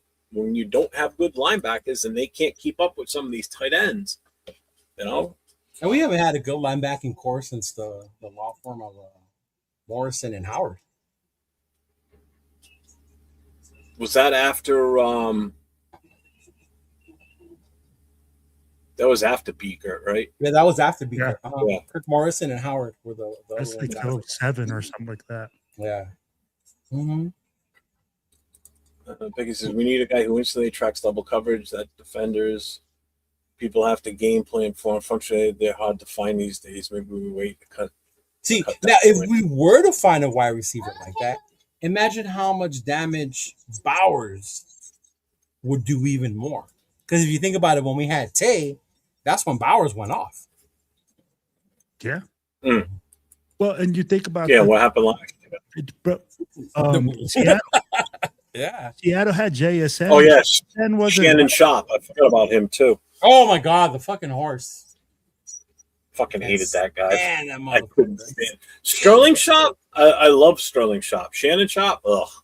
I hate Shannon Sharp. Let me ask you guys this: Seattle, JSN became big in Seattle, right? Was he a big name coming out of college? No. Yes, he was a big name already, bro.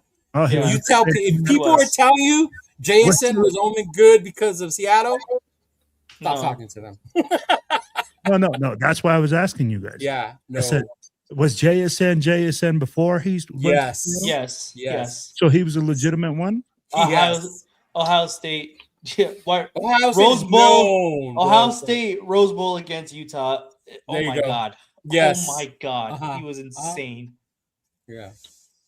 Right, so the kid had a nickname before he even came here. Right. Mm-hmm. So we're going to move to the defense now. So Raiders defense, money spent, no excuses. So let's talk defense. We put a shit ton of money in this. I think was it 147? Is that what it is? 147 million, I think is the number. Leo, we'll start with you. Is the defense under more pressure than the offense going into camp? I think the offense is just because of Mendoza and Shinty. There's more expectations. Mm-hmm. Yeah. I think the defense, because it's still young, there's a lot of they could be this if they develop, right? They could be that if Robbie Leonard's system works well, right? But I still think the offense is still under more pressure because of how young this defense is. Yeah. I think that's where the expectations, while they can be, they're young, there's potential there, but I think the expectations are still more on the offense. All right, Will, I got one for you. Who's under the most pressure on defense? The pass rush, linebackers, secondary, or the coaching staff? Ooh, the pass rush, the second. Who's Columbia playing? The most pressure, the guy that's under the most pressure right now to produce is going to be Max Crosby. Straight up. Because guess what? His trade just got, rescinded. He has a big chip on his shoulder. So honestly, if he really wants to show up and show out and say, hey, man, I'm that motherfucker. He keeps going out and saying, hey, man, I'm him. I'm him. That motherfucker, guess what? You better show me those numbers this year, and you better produce at a level that is, more than 10 sacks a season, 12 sacks a season. You better be in that top 5 for sacks. You better have fantastic numbers and lead this team. So I'd be like, at the end of the day, I'm like, I think defense is under some pressure because defense is always ahead of the offense. And this team is going to rely heavily on its defense to keep it in games early in the season. I think a lot of it's too the money that we spent too is why the defense is going to be under pressure. But if I had to answer this one, I would probably go with Robbie Leonard is under the most pressure because this is his first stint as an actual defensive coordinator. You know, is he being allowed to instill the defense that he thinks fits best with the guys that are on this roster, or is he going to still be trying to use what Patrick Graham showed him, or is he going to listen to Kubiak and, you know, take what he's given for advice with the defense? You know, is Kubiak just setting him loose and letting him do what he wants? So I would pick the coach, to be honest with you. I think the players are the players. I think it's the coach that's really under the pressure. He could be a one-and-done defensive coordinator for all we know. Yeah, but even the players talent too, and money though, we've spent. The coach will prepare you to a certain extent, but the players still got to go out and execute. And they have to have the talent and the ability. But ultimately, I get that, but the coach is still ultimately responsible. Right. Hey, same You're thing only with last year. do so much with whatever coach talent was you have, horrible. right? Yeah. Okay. You know, we could have had Buddy fucking Ryan as our defensive coordinator last year. But with the players we had last year, we weren't going to do shit. Especially once Max went down. Well, especially with all the crap that Pete Carroll brought in for that's what I'm saying. We could have had the best named defensive coordinator out there on this fucking squad. But it wouldn't have fucking mattered because the talent just wasn't there. And I think that's what they're starting to do, though. Yeah. Nate, I got a question for you. Yep. Do you think the fan base is expecting the defense to carry the team early at the start of the season? I think Leo kind of answered this. I think there's more expectations on the offense there right now because of the draft capital that we invested on that side of the ball so far. You know, most of our first round picks have been on that side of the ball.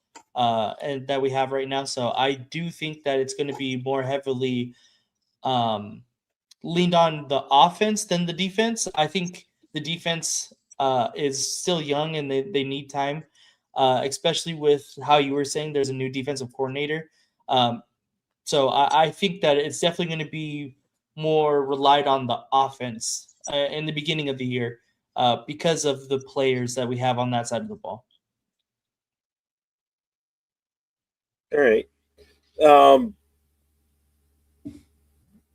Keyron Crawford signing his rookie deal is part of this too now. So the defensive front, it's getting deeper. You know, we're getting the players in there. He may not have to be a superstar right away, but what do you think of his potential overall? We'll start with Will and go across.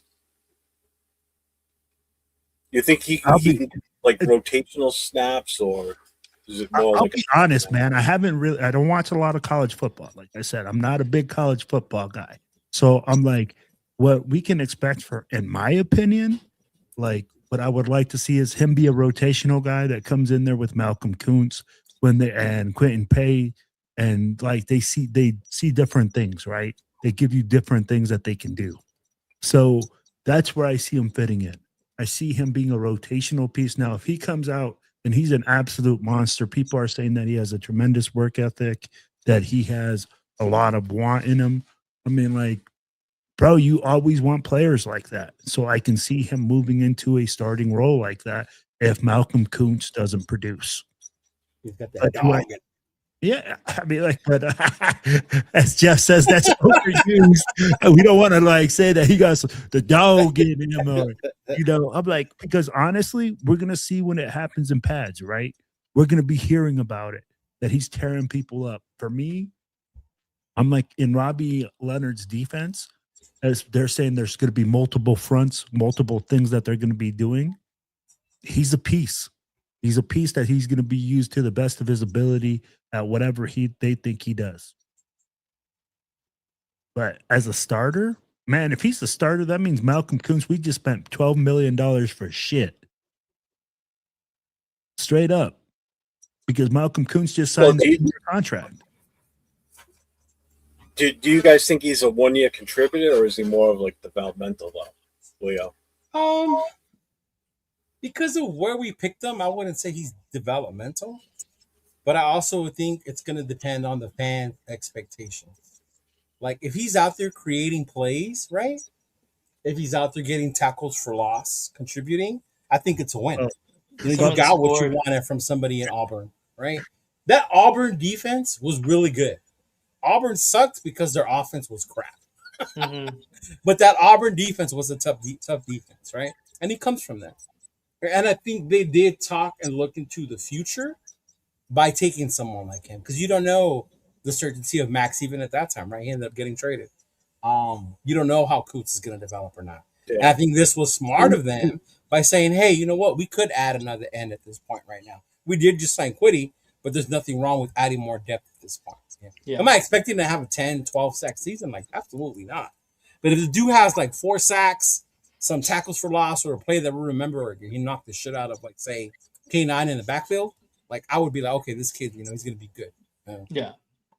Who scored, Will? Columbia. You Colombian today, dog, or what? Hey, bro. Yep. Absolutely. Who's Colombia playing right now? They're playing the Republic of Congo. Okay. They're playing the Congos. Bro, it's a good game. I mean, like I was even telling Cheeto, I don't have the opportunity to watch much of these games, but the games that I've watched, are like it's been freaking good. The England game was good earlier today. Oh yeah, well, that's right. That was here in New England. Yeah, it was 0-0. Bro. That was freaking crazy. The last like 10 minutes were insane. But what's up, Jack? Go ahead. So, do you think he's a 1 year contributor, or is he more of a developmental piece? What's your take? For Kuntz or Crawford? No, Crawford. Okay, so I watched Behind the Shield the other day, and the Raiders dropped the first. The Raiders dropped the first episode of Behind the Shield, and they went into the NFL draft process and the scouting combine process, and hearing what they had to say after seeing a little bit of Crawford's interview with the Raiders organization and with the coaching staff, they have very, very high expectations that Crawford can be a developmental piece in this defense. And watching that, if you guys haven't watched it yet, I highly recommend. I'm gonna watch it tonight. Yeah, definitely watch it. Hearing what they had to say about Crawford, I think they're really expecting him to be a developmental piece and become a guy for us on the defensive side of the ball. As of right now, we have guys that we have we put money into that's ahead of him right now in Kuntz and Kwity Paye, and I believe them to be the starters at this point. I believe it's going to be Max on one side and then those two rotating, and then of course Crawford sprinkled in here and there. So I do completely believe that goal Colombia. I remember my first soccer match. Let's go. But yeah, I think Crawford is definitely a rotating piece as of right now. But like I said, go watch Behind the Shield. The way they tout him in their interview after, I think they expect a lot from him as a developmental piece. Yeah, I heard about that this morning. How you need to go watch that, and it'll tell you a lot about why they went after this kid and why they really wanted him. Because honestly, during draft time, it was a kind of a surprise for me that we went out to get him. Mm-hmm. He wasn't really on my radar at all, to be honest. But yeah, I mean, what I will say about the kid though is he does have the size and the strength. Like when we think about Max doesn't really. But Max is his work ethic and how hard he goes and building his craft. So he overcame that. But someone like Crawford, like if he can, man, he's got the size and the strength and all that stuff. Yeah. Mm-hmm. So we're gonna move on now to the Kobe Dean watch. Concern a smart. I just saw another Raider fan. Kobe Dean watch now. I saw another Raider fan jump off a bridge again. First one said Fernando didn't sign. Now the other one said Kobe. Now we got the Kobe. Yeah, well, I mean, fans are concerned about it. Obviously, some are not. Some are just at a wait and see. The fuck? They just score again? That's 3 goals in the last 5 minutes. Oh, fuck, bro. That was a fucking laser. Oh, no, he was offsides. Oh, That's why I was laughing, because like, dude, he was offsides. He's over here like, bro, did you not see the offsides? no, I thought he was online. Fuck. You're right. But Fucking Rafi, you want to come in here and run the show tonight? They're talking soccer now. Where's Fuck, Rafa? I guess I got to put this game on now. oh, Shit. That's what I thought you were watching when you were glancing over. yeah, No, that's what I I- was watching too. No, I have my other monitor on this side, so I'm like, because hockey's over, so I don't know what the fuck else you're watching. yeah, Hmm. that's why. So, Will, start with you. Are you concerned about Dean missing the spring workouts? No. I'd be like, he was in the facility. The Raiders, when they signed him, I'm sure they knew about his injury. They have a plan on the way they want to bring him back.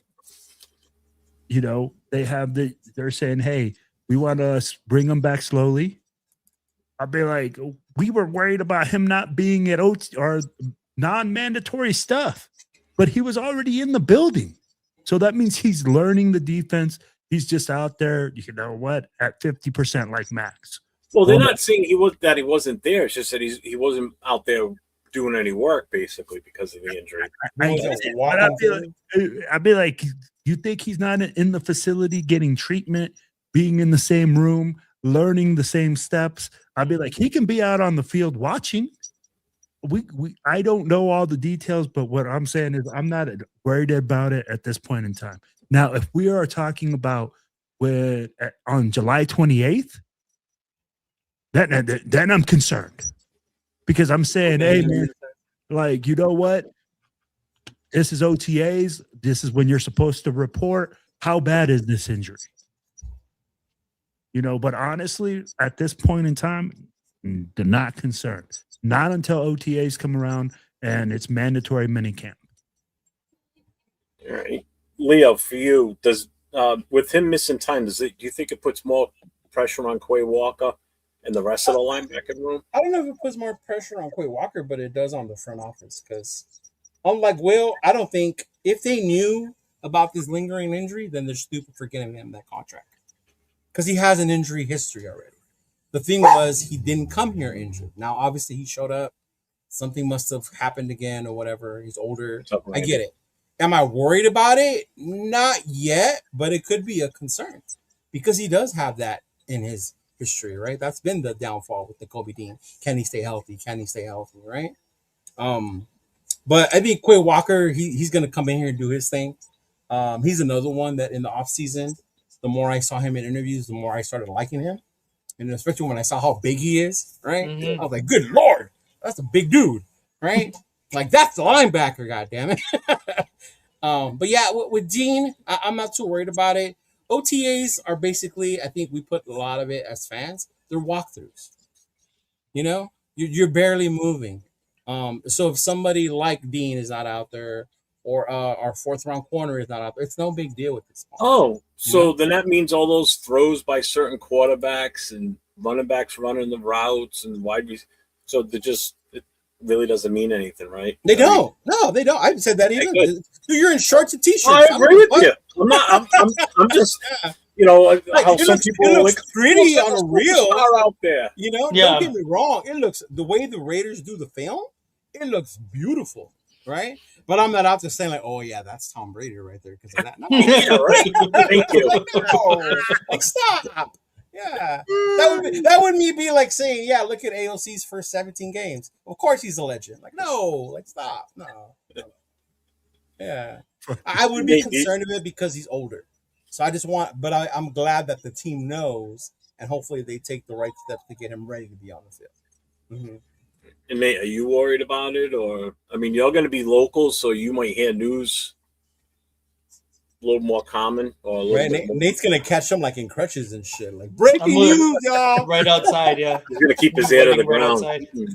Uh-huh. Yeah, I'm not worried about it, honestly. It seems like it's all precautionary at this point, just to make sure that they're available for training camp. What's up? I'm just saying. Yeah. But yeah, that's what it seems like at this point right now. So I'm definitely not concerned with the Kobe Dean.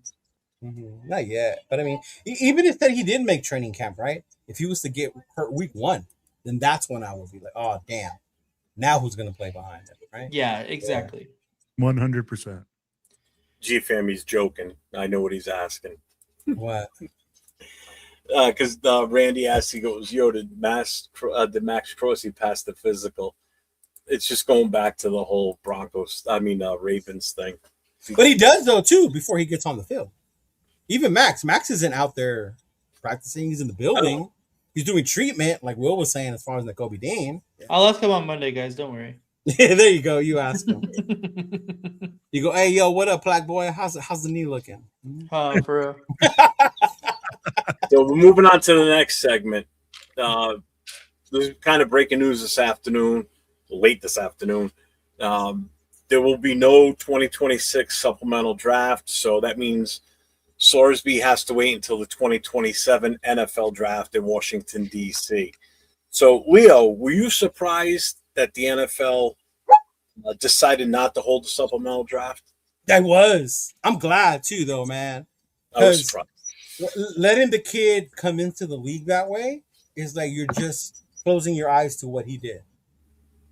And I'm glad the league said, you know what? No, we're not going to do a supplemental draft. If you're going to play in the NFL, you got to wait till next year. And I'm so glad they're doing that because this goes beyond him. Like, if you watch college football, it's a whole nother thing now. These kids are making more money before they even sign their first NFL contract. Some of them make less money than signing their first NFL contract. Like, let that sink in about the type of kids that are coming over here. So the NFL, sooner or later, has to get a hold of this bullshit, right? And the NCAA, and find some way to bring this shit down, bro. Like, for real. The funny part, though, about all this is the NFL's main sponsors, right? DraftKings, FanDuel, all that bullshit. Yeah, which is what I said in the chat when you brought that up, right? Yeah. Uh-huh. It's like, but yet on commercials for Fox and all these other broadcasters, you see DraftKings and, you see some of the stadiums actually have draft. Don't they have like a DraftKings stand in some of them? Yeah, or the ones that allow it. Yeah, they have it inside the stadium, like right. Actual. So it's like, yeah. What the fuck? It doesn't make sense. So, Will, if Sorsby would have been available, would you have wanted to see the Raiders take a stab at it? Fuck no. Okay. Fuck no. If we didn't have Mendoza, would you have wanted it to happen? Changed the answer, didn't it? No. Oh, I would have. No, if Mendoza wasn't, if we didn't take Mendoza, I would have definitely wanted us to throw. Bro, I have character issues with that, bro. Every single pass, it's like you said. I would be debating if this guy bet on the game, if he overthrows somebody, if he underthrows somebody, if he throws an interception in a clutch moment. Yeah. You know that there's going to be speculation on that. Let's be real. But to his defense, he was always betting on the over, so he was never trying to throw games like throw interceptions. Or, I fumbled. He was trying to put points on the board. But even in doing that, say you're trying to force a pass to get another score, and that causes a turnover. Even you trying to score more can lead to a mistake. But he's not trying to undercut the score, basically. But he's still trying to change the outcome to his favor. Bro, you're still betting. And mind you, this was at Indiana, motherfuckers. Mm. Right, holier than thou, the Hoosiers. This was when he was at Indiana. It started. It wasn't just at Texas Tech. Yeah. Mm-hmm. But I like how the young guy was shaking his head when we were talking about the. I think it's so character issue. The young guy was over here like not character. I don't think it's a character issue. I think it's like it's so regular to sports bet now. Like it's insane how regular it's become. Mm-hmm. How often I speak with just my peers, like people around the same age, of like, oh yeah, I put the under on this. Oh yeah, I put. I had this guy for this much, or I had whatever. Like, it's become such a normal, just typical conversation that I think that because it's become so normal that this is only the beginning of the issue. Right. This, by far, is only going to be the beginning, because I can guarantee you that this is happening everywhere in the United States. Oh, sure it is. 1,000%. So, I mean, it's the same concept as fantasy football. If you think about it, it's still fantasy football. A little bit. A gambling. That's what I told him last week. It's not the same, but yeah. It's It is because you're still paying out money. You're still paying money in for it. But I'll tell you, and Nate, I agree with what you're saying. How it's become such a normal thing now. When I used to work at as a bouncer in Providence back in the 1800s, I used to have to on Friday nights. I used to have to get the card from one of the bartenders and kind of secretly in the back fill out the card, give him the cash, and then he would. I remember those cards. And that's how I used to have to do it. I would pick certain college games, and then I would pick all the pro games, and I would go either the over or the under, and then give him whatever amount I wanted to put down on that card. Give him the card, and he would pass it off to a bookie, like a legit, not a legit, but like a real bookie, like in the back of a bar somewhere in a secret room. This guy's running all these numbers and shit, and running all these cards. So you had to get it in Friday night. So a bunch of us would be sitting there at 2:00 in the morning towards the end of the night, filling out the cards and giving them to the bartender. Yeah. Now you just pick this up. You just bang a couple out in 10 seconds and you're done. Yeah. But even to that, so Doppelganger says, even though it's normal and I get it, but I think the NFL has made it known that it's normal, but as a player, you're still not going to be allowed. Exactly. Look at what they did with Calvin Ridley. He missed a whole year, bro. Mm-hmm. He missed a whole, and that dude has not been the same since that. Yeah. And what I was gonna say is I think it's a good thing that the NFL is nipping it in the bud before it's becoming a bigger issue than what it needs to be. Well, their press release, they take gambling seriously. Okay. Yeah. And they have by who's gotten caught in the NFL on the punishment.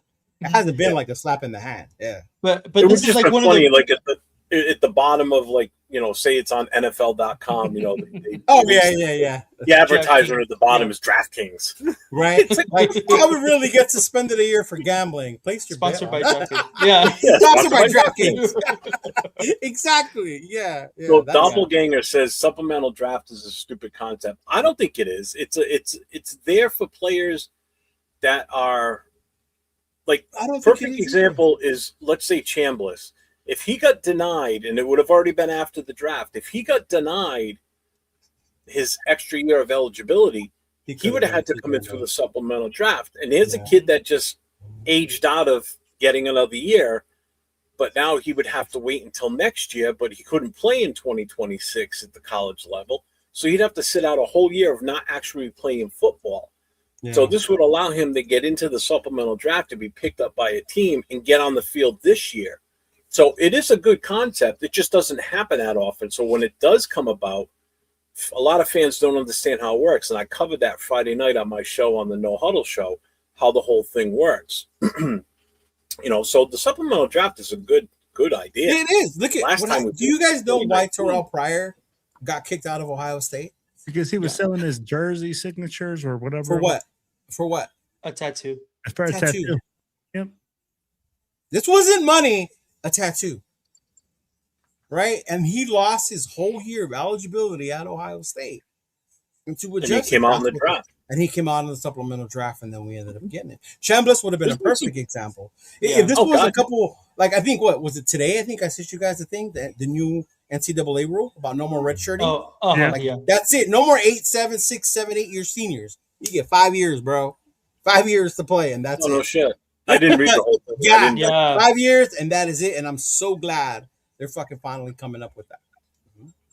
Because then now you get, like, Chambliss doesn't have to go back and appeal to be able to go back. Leo, I was trying to get it in shape, bro. What the fuck? I can't go back now. I can't go back. I was trying to go back to school, man. And anybody, you can't go back, dog. I don't know how many years of eligibility you got left. Hey, there's an age restriction for a 5'7", 130-pound safety. 150-pound safety. Give Nate a call. 5'4", 40. I think Doppelganger said it in the chat. Oh, he already answered that. He said no. No, I think Doppelganger said it's character over characters. Because I get it. You don't want somebody with a gambling problem to come to Vegas. You know what you don't want either? You don't want someone with a drinking problem. You don't want someone with a prostitute problem. You don't want someone with the Deshaun Watson problem. Like, all that's in Las Vegas, right? Yeah. Like, but then again, that's when you start to... There's gambling in Vegas? There's gambling. No. There's massage parlors, Yeah. So let me ask you this, Nate. This question is going to be for you. So does Sorsby become a bigger deal in the 2027 draft now? Like that storyline for all these quarterbacks that are potentially coming out? No, I think his draft stock has dropped so low that it really doesn't matter. He's just going to be like, oh, and then there's Braden Sorsby also. So, I don't think it's going to be a big deal. It's going to be just the same guys. I mean, I feel like if he would have been eligible to play this year upcoming, he could have, been a bigger name because he is a good player, but he was never going to be, the guy in the next draft. In my opinion, I don't think. So to me, it's just going to be another like storyline that you could, follow. But it'll definitely be a storyline. Yeah, but that's all the extent to me is what it's going to be.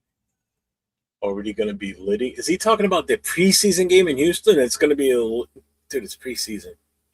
Yeah, he's Houston, bro. So I'll say this though: the Houston people, if they bring out the smokers for the preseason, they get down. They get down. Wow, get down.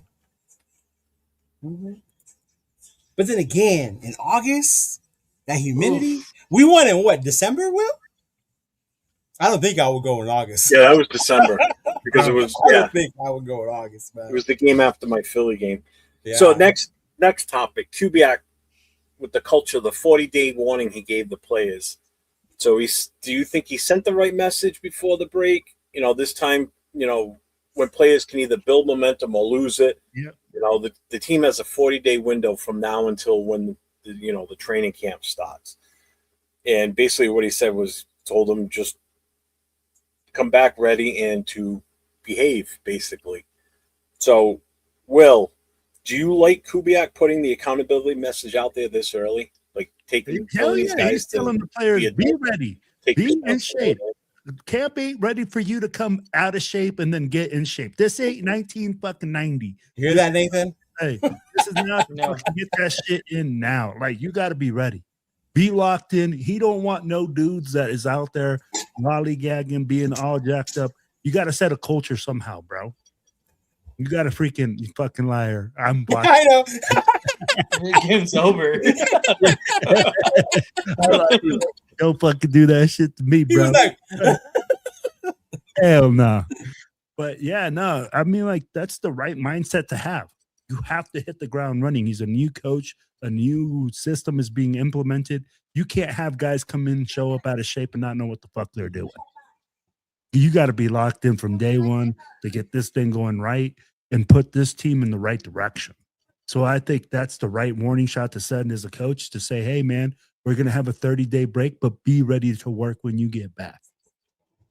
He's not saying, hey, you got to do this or you got to do that. He's like saying you got to be in shape, which is your fucking job. As a football player, that's your fucking job, to be in shape, to be ready to play, to be coachable. So at the end of the day, absolutely, I love it. Leo? I'm not surprised. Even when he did the shield thing, people were calling it a gimmick. When they released Snowden, I think when they released Snowden, that showed me they ain't playing around about character type players. You're not here to bullshit. You're here to do the work, do the football, and if you're not, then you're not going to be here anymore. And him sending that message to them, and it's true, because a lot can change in 40 days, right? I mean, I remember when I would go out to deployment, come back fit as fuck, like hell yeah, right? I'd be home for like 3 weeks, come back to the ship, like, oh fuck, what happened? His buttons are screaming. Like I gotta go get the big boy overalls. Like, oh shit, like god damn, like, what happened? And that was in 3 weeks. So I could imagine, bro, you give someone a month, over a month, like, yeah, if you don't take care of yourself. And I think these guys know that, especially the veterans, especially when that comes down. But I'm glad he did it. I'm not surprised. Especially, I'm holding the vets, too. Hold the other ones, because they can still talk to each other. They can keep each other accountable. I think Kubiak said they're going to call in and check in on them, see how they're doing and things like that. So, yeah. Mm-hmm. Nate, what's your take on that? Yeah, I mean, what Will and Leo had said earlier, that it's completely on the nose. I think it mainly was just to show, like, we are trying to set this new this new organization, this new culture. Fuck, thank you. This new culture, and it starts with us. Like this is the first year of this new regime, and we're going to set it right. And if you want to be a part of it, great. Show us you're ready and available to be a part of it. If you don't want to be a part of it, or you're gonna fuck around, we are not gonna take that. So that's exactly what he's saying here. And I can respect that, honestly. Because that's what you have to do if you're trying to turn around an organization. And that's obviously what we want here. All of us wants this organization to be turned around. And so Clint Kubiak is definitely getting pointed in the right direction. All right, I got a question for each of you. And we'll start with Will. Just give me the name, and then we're going to move on. Give me a name of one player that you think is going to come back out of shape. Who's your odds-on favorite? Out of shape. Fuck. Why you gotta bring up a guy like that? That's probably it's gonna have to be a D lineman. It's gonna be a D lineman, a D tackle. Who though? Say a name. Yeah. Fuck. Oh. I'm gonna say. Fuck. I'm gonna say Adam Butler. Nah. Yeah. You're 805. You're like he's on vacation right now with his family, man. hey, and that's the reason I said it, just to get him all spicy. Nah. Leo, who's your pick? I'm trying to think. Who would it be? Who would I pick? I'm gonna hope it's the kicker, Matt Gay, so he gets kicked off the team. The kicker's out of shape. The guy can't kick the football. Right. You gotta sell your shirt somehow, huh? I don't want to say it though because I don't want it to come to existence. And somebody already put it in the chat, but that was the first name that popped into my head. And when you asked, and I don't want to say his name because I like him. I like him. No, not even Lockie. No, it's JTJ. Yeah. Nah, I don't think so. I don't want it to, but that was the first thing that popped in my head for some reason. Yeah. So who are you picking? Maybe. Meredith. Meredith. All right, Nate. I'm looking at the roster right now. I can give you one who for sure is going to be, and it's Benito Jones. He is a veteran guy. That's what I literally just looked at the list, and I'm like, that too. He's a veteran guy. He doesn't DT. Yeah, the defensive tackle. He's a veteran guy. He's done his time in the NFL. He's not going to really care. This is kind of his last shot at being on an built NFL like a roster. beach ball. Yeah, he's for sure going to be.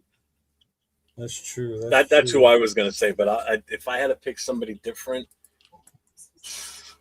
Thomas Booker. Really? Oh, the guy from the trade. No way. I don't think so.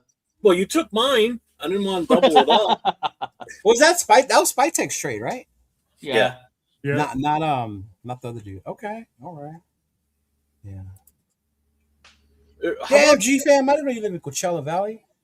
How about G-Fam and Paul just go live on the surface of the sun so neither one of you win this? No, Coachella Valley's bad, dude. It's hot. They're both talking about, it's hot here, and Paul's saying Mexicans complaining about it being hot is kind of a joke. No, it is. Yeah, but it's Paul. Yeah. Yeah. True. Yeah. True. Yeah, because now that I work on the IE and I drive all over, the IE is big. The one in Riverside County is huge. So I'll go to Movell, Hemet, and it gets right at the very edge, like Banning, and you start to get to the desert area. Woo, that heat, big dog. Ah, damn.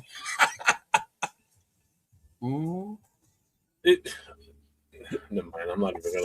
I'm not even gonna give argument to this, but you're gonna fry. Fry. You and Afukasi are gonna fry. Yeah. I've been in fires where the temperature reaches 1600 degrees, but 120 is going to be 1600 degrees. 15 to 1600. It's an average. Yeah. Yeah. Even a couple hundred, you still feel it. Even with all I that know heat. that, but I'm saying there's a big difference between 100 degrees and 1500. How hot do you think it is during a flashover? Yeah. I mean, you Oh, don't. you don't gotta tell me. I was That's- I was a firefighter in the Navy. Yeah, I know how hot it gets. I trust that suit. I love wearing that suit. That suit's my best friend. It is.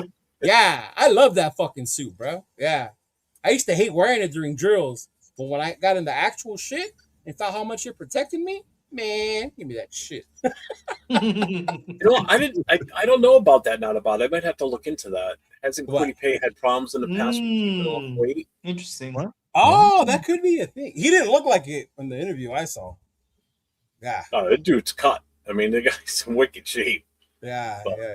That shit's Hydration is the key. Well, here's the thing. I don't drink, so first of all, I ain't getting dehydrated from drinking beers and alcohol and everything. All the sugar it takes. It's just I drink water. Beer So. keeps me hydrated there, buddy. Beer keeps me You think it plays mind games with you? You think it does? Not once suffered from dehydration. I I was in the Gulf, bro. I was in the UAE. It was hotter than fucking Satan's ass there, and I stayed hydrated. $1 beers at the beer garden. Seriously, in all honesty, I'd rather have the 100-degree weather out there than the 90-degree weather here with 100% humidity, because you can't even breathe in this shit. You can breathe in the air out there. You can't breathe in this shit out here when it gets so. When the fuck did we become weathermen? I don't know. Yeah, my favorite flavor is water. That's right. Or iced coffee. I was gonna say, because that keeps you fucking hydrated. Yeah, that's the only thing that keeps right? Well, water. I don't want to bring up the bucket of coffee he got the other day. I only drink decaf. I don't drink regular. Did they get you the He bucket? only drinks decaf, he says? I do. I only drink decaf. Does only drink decaf. Yeah. See? See?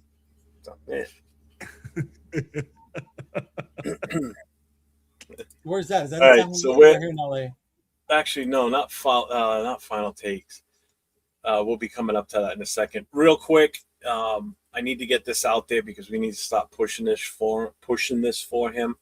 Yeah. Anybody coming to New York for the Raiders and Jets game?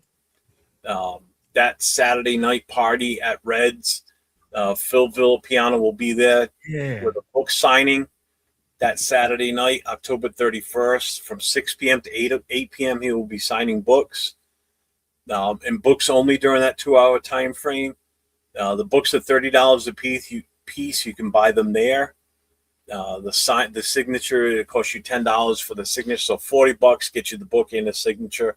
If you bring your own book, it's $10 for the autograph. All right, but there will be books there for purchase on site.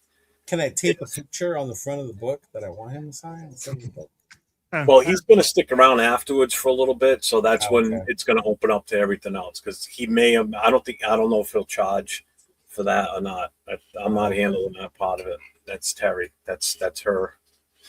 That's her guy. So, because he is the founder of the Jersey Shore Booster Club. So, and his book is about his life, like Raiders before all that. Yeah. Yeah, he's a cool ass dude, man. If you've never met, he is. I know he's one of the coolest. Yeah, he's the type of guy that, type of ex-player that, former great that you could sit down and just bullshit with. Yeah, down here in LA, we call him Fool. Yep. Yeah, what up, Fool? That's how he is around it. Yeah, that's the name he's got. That's his nickname. Yeah. So yeah, the good thing is I'm going to get to eat dinner with him that night too. So I'm excited because he's going to be there early. We got to set up and everything. So. Wow. Yeah. My bad. Excited. So I'm looking forward to it. Give him a little tug under the rug too. What's going on there? Yeah. Just like that, huh? Right? Yeah. Inside scoop. You see that? What up, Widow? Our Diana Rossini. I didn't make a flyer for it yet, but anybody coming to the New England Patriots Raiders game? Nobody cares about that. Saturday night or Saturday afternoon at 4:30. What's going to that? Is going to be the tour at Fenway Park. So from 4:30 to 5:30 is going to be the guided tour at Fenway Park. And then at 6 o'clock, we're going to walk right down the street and go right back into Fenway Park at the location called Game On. So it's $25. 20 is it 25? Shit. Hang on. All those papers, and you can't remember where you put it. I already did that. Did you? Shit. I don't remember the price on it. I'll be in Rosarito that weekend. But I'll be putting a flyer out for it by the end of the week. So make sure you guys that are coming out for New England or the Jets game, if you have any questions, get in touch with me. We'll have all the going ons. So final thoughts, final takes. Leo, what's your biggest question before the week one of the training camp? My biggest question is going to be, are they going to open up training camp for us to be able to go see them? That's exactly what was mine too. Well, what did you say again? Are they going to open up training camp practice for us to be able to go see them? Okay. Oh, Nate, that'd be awesome if they do for you, man. 1,000%. Mm-hmm. Yeah, I'd be there like every day. That would be my biggest thing. And then just how they start playing with pads, you know? Like we keep talking about, Rodgers or Grant is going to take so-and-so's job, and he's already like the best offensive lineman out there. Like, let's let them put on pads, let them do some hitting around to one of each other, and see what goes down, bro, you know? Yeah.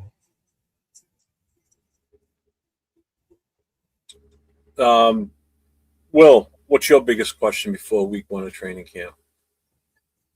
Before week one of training camp? I didn't stutter, right? No. Okay. Not this time. Shit. Bro, honestly, just how much these players have retained. You know, like from the system, from like what these coaches are out there coaching, just to see, hey, is it sticking? Are these guys changing their routines? Or are these guys learning from these coaches? That's about it. Thanks, Chief Fan. Nate? My biggest question.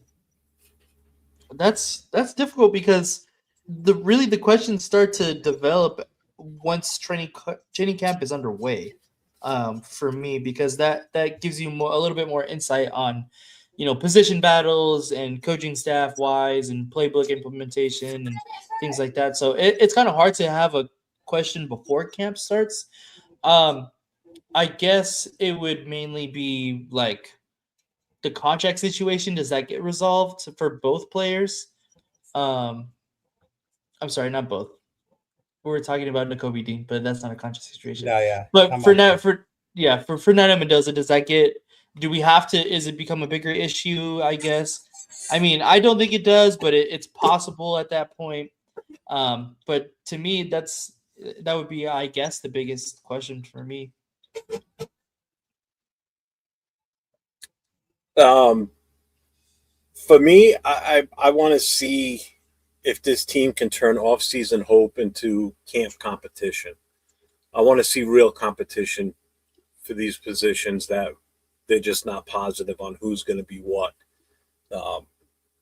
We can all talk about Mendoza and the wide receivers, the defense, the culture, but when camp starts, jobs are on the line and excuses start to disappear. Like, you can't keep making excuses for these guys. They either got to put up or shut up. Plain and simple. Jack. Huh? Yeah, Jack. Yeah.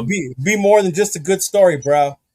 Yeah. Hey, Leo, Bueno's got a question. Any I'll events ask him with Saturday. lowriders coming up around IE that you know? There is, brother. The IE Familia, they're not a club, they're just a family.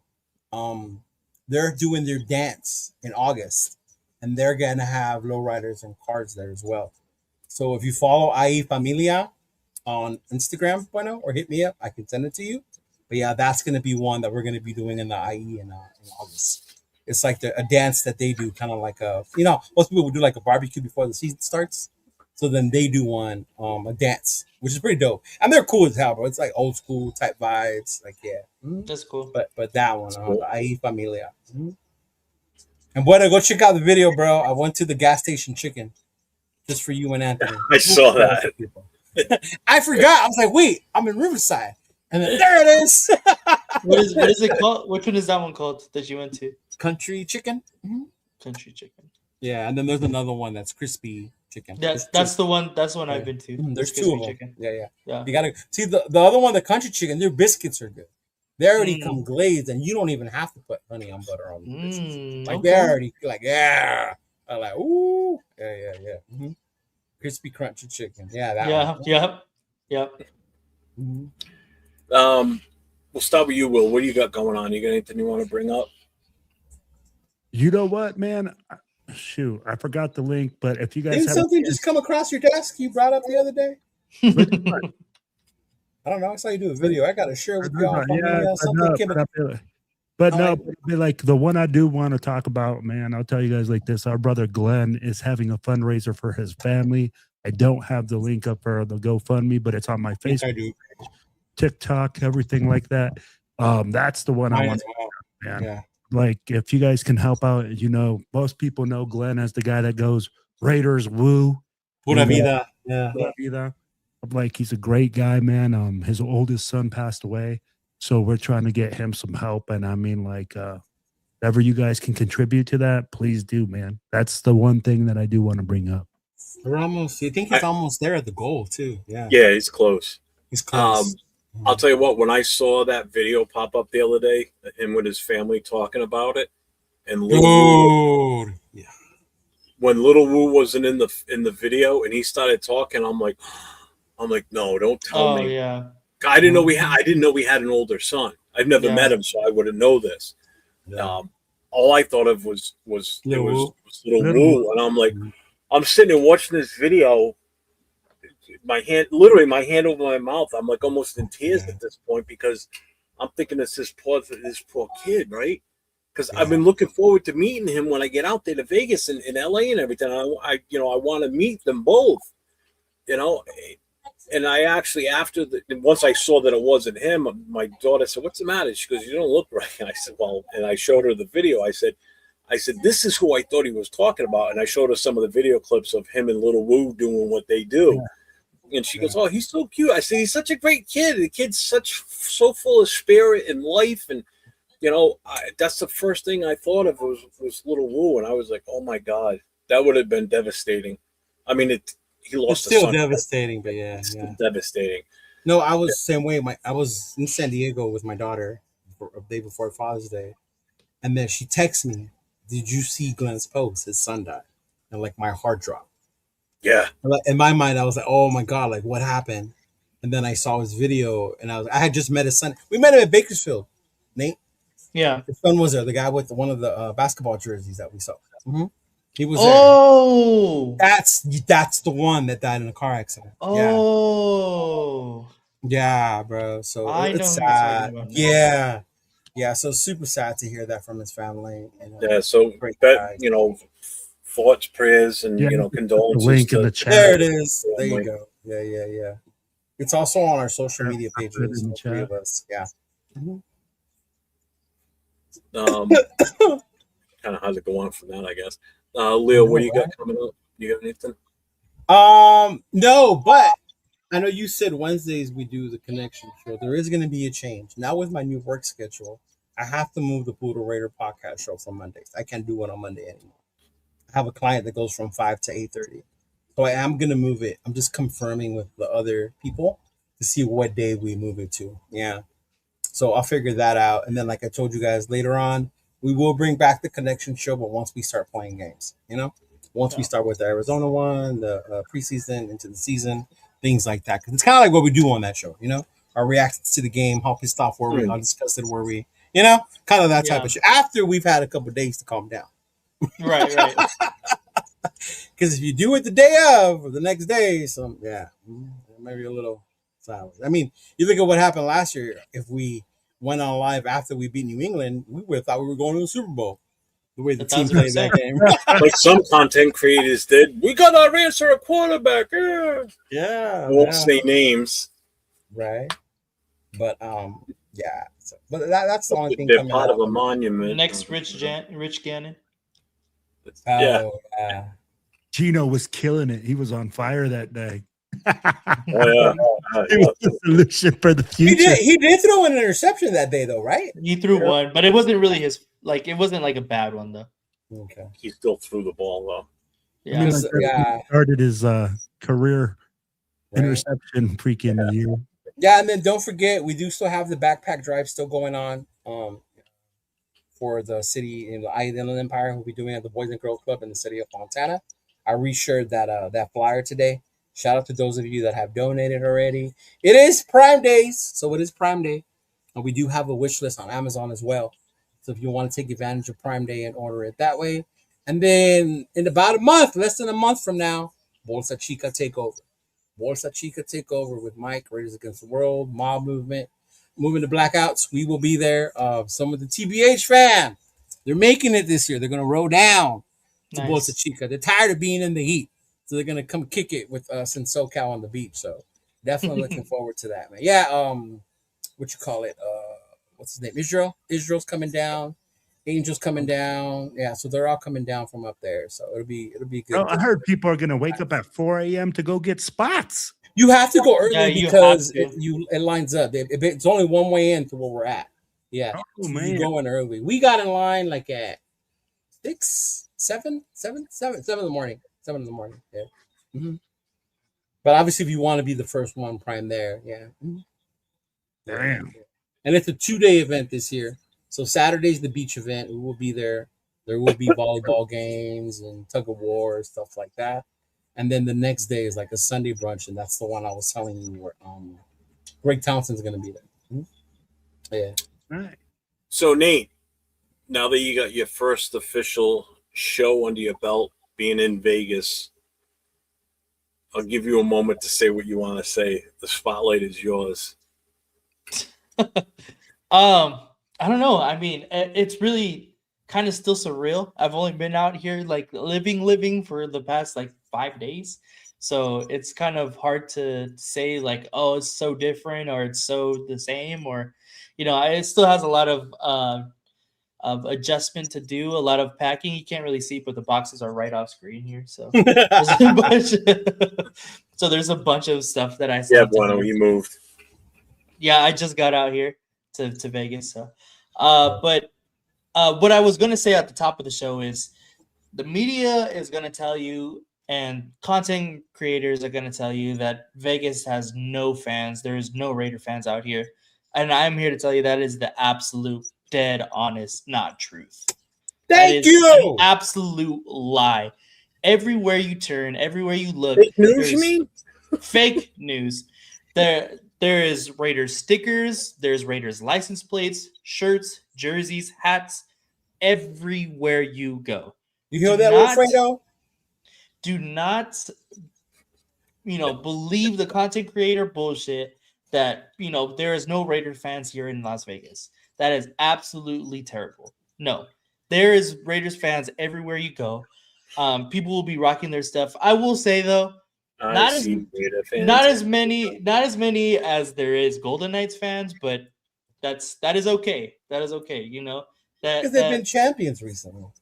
Exactly. Mm-hmm. So once we get to that kind of prestige, I completely and fully believe that the Raiders are going to be one of the biggest and hottest tickets in Las Vegas, more than it already is.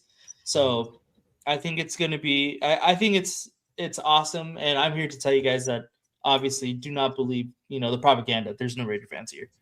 Even when you go to local 1,000%. Casinos, there's Raider stuff in those casinos. Yeah. All the time. Right? All the time. All the time. Yeah. The Orleans has a blackjack table that's rated out. Yeah.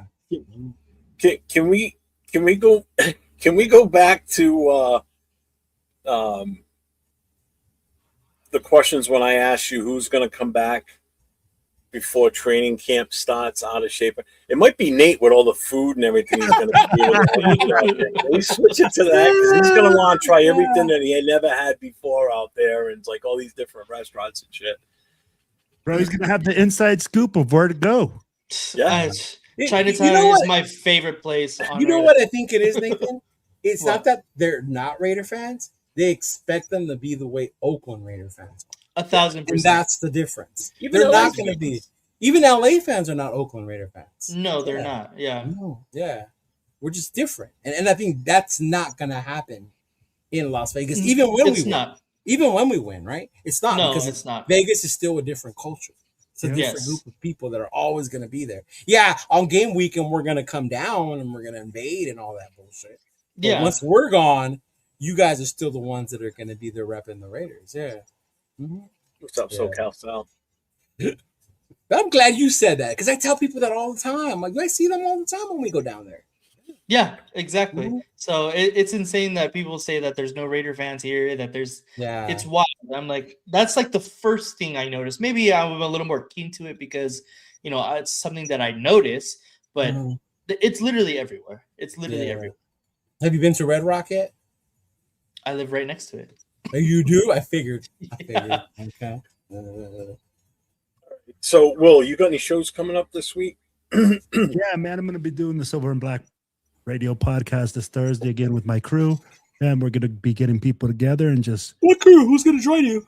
So Matty B will be joining me. You'll see you'll see 4Dub joining us now because they actually just got their videos released, so you'll see them with us. And then probably Val. You'll see hopefully Tony Bova if Bova's not working, and we'll see what's going on after that, man.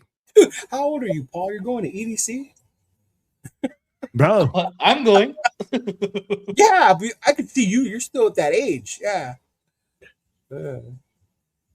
Enjoy. Leo, you got anything coming up this week? Any other shows? No, just this right now. Videos now and then. And no, I saw your thing earlier, GFam. No, I haven't got the Ashton autograph yet. Right? Oh. I did pull a pretty sick Mbuka rookie card though. I did do that. But I'm still gonna go on the search. I might start transitioning a little to try and go for the Mendoza, but I really want the Gentry one right now first. Yeah, yeah. Paul says he's 36. Is that a little too old for EDC? No, honestly, you see all ages. I'm not gonna lie. He's all ages. Yeah. You see a year-olds go to EDC. 1,000%. Yeah. Yeah. Nate, are you got any shows coming up this week besides this one? Yeah, I mean, well, not really shows, but this weekend is Battle for Vegas, like I said earlier. That's probably one of my favorite events as far as Raiders, go. So there's definitely going to be a video on that coming out, and then Monday I'm going to go try and see if I can get a Max Crosby, meet and greet. So, like I said, just benefits of moving to Vegas is something that I can do. So I'm going to try to take full advantage of all of that stuff. So expect probably both of them to come out on the same day, probably on Tuesday, because I'll do editing real quick there. All right, Leo, go ahead and say it to him. Say what? I was just going to announce that. I don't know if y'all know, but today Kareem Lopez was the first Mexican-born player ever drafted in the first round of the NBA. Yes, you're starting to get tall enough to play basketball. God damn it! Shout out to Triple J last year. Triple J. I was gonna say Jaime Jaquez. Yeah. But no, it's Mexican born. Mexican born. Okay, gotcha. No, I'm referring to you giving Nate his homework assignment before next Tuesday. Yeah. No, just dude. That's dope. I can't believe you're gonna be able to do that. Once I see more and more, that's gonna be awesome. I'll send it to you. You'll probably run into someone Raider. He's always at those things. Those events to get content. So, bro, that's fucking awesome to be able to just live in your own town and go out and just enjoy the local things. Like that's gonna be fucking awesome. Yeah. Well, if you gentlemen have nothing else, the only show I got coming up is Friday night, my No Huddle show, open for all 32 NFL teams, fans. You know what? I'm glad, Chief. Hold up before we bounce. I was gonna ask you about this, Jeff. Good. We're older, so to us, the card game was the experience and the joy of pulling it in the pack. Right? I know I can go buy the Ashton Gentry rookie. I know I can go buy the Mendoza jersey autograph if I wanted to. But the card game is so fucked up sometimes, though, that people know the potential that's in the pack and they raise the price of the boxes just because of what you can get, not what you or what's in there. They don't know what's in there. And to me, it's getting kind of fucked up when it comes to It's a gamble. Yeah. It's really a gamble because if you hit on it, you're gonna make you turn around and sell it, you're gonna make some damn good money at some point. Yeah. Depending on what the card is. The thrill to me is still in opening the pack. I still get the thrill out of that, as opposed to buying it. Yeah, that makes sense, bro. That makes sense. Yeah. But yeah, it's always to me. It's always the preference of getting it in there. Like the day I do finally get one, that video is gonna be on a fucking one where I'm annoying. I'm losing my shit. Yeah, because I finally fucking got it. Right? Like, oh my god, I finally got it. Yeah, I got excited because I got. Later, he's still doing videos and he hasn't opened one yet. I got a Tommy Merlot rookie card, and I didn't even like Tommy Merlot, but because that's the college Turf went to, so that's why it hit me like, oh, that's Turf's boy. Turf was all happy about Tommy. So like, yeah. I see you pulled the Drake May rookie downtown. Yeah. That's what I'm saying, bro. Yeah. There's one more event too, that I forgot about. TBH Sacramento is going to be having a lowrider and barbecue show up there the 28th of June. So make sure that if you guys can, go out there and support them, man. And my homegirl, Via's going to be there. Yeah. Oh, nice. Yeah, she's going to be there. She was on their flyer. And they got Monster Energy, bro. I need to find out how Steven got that.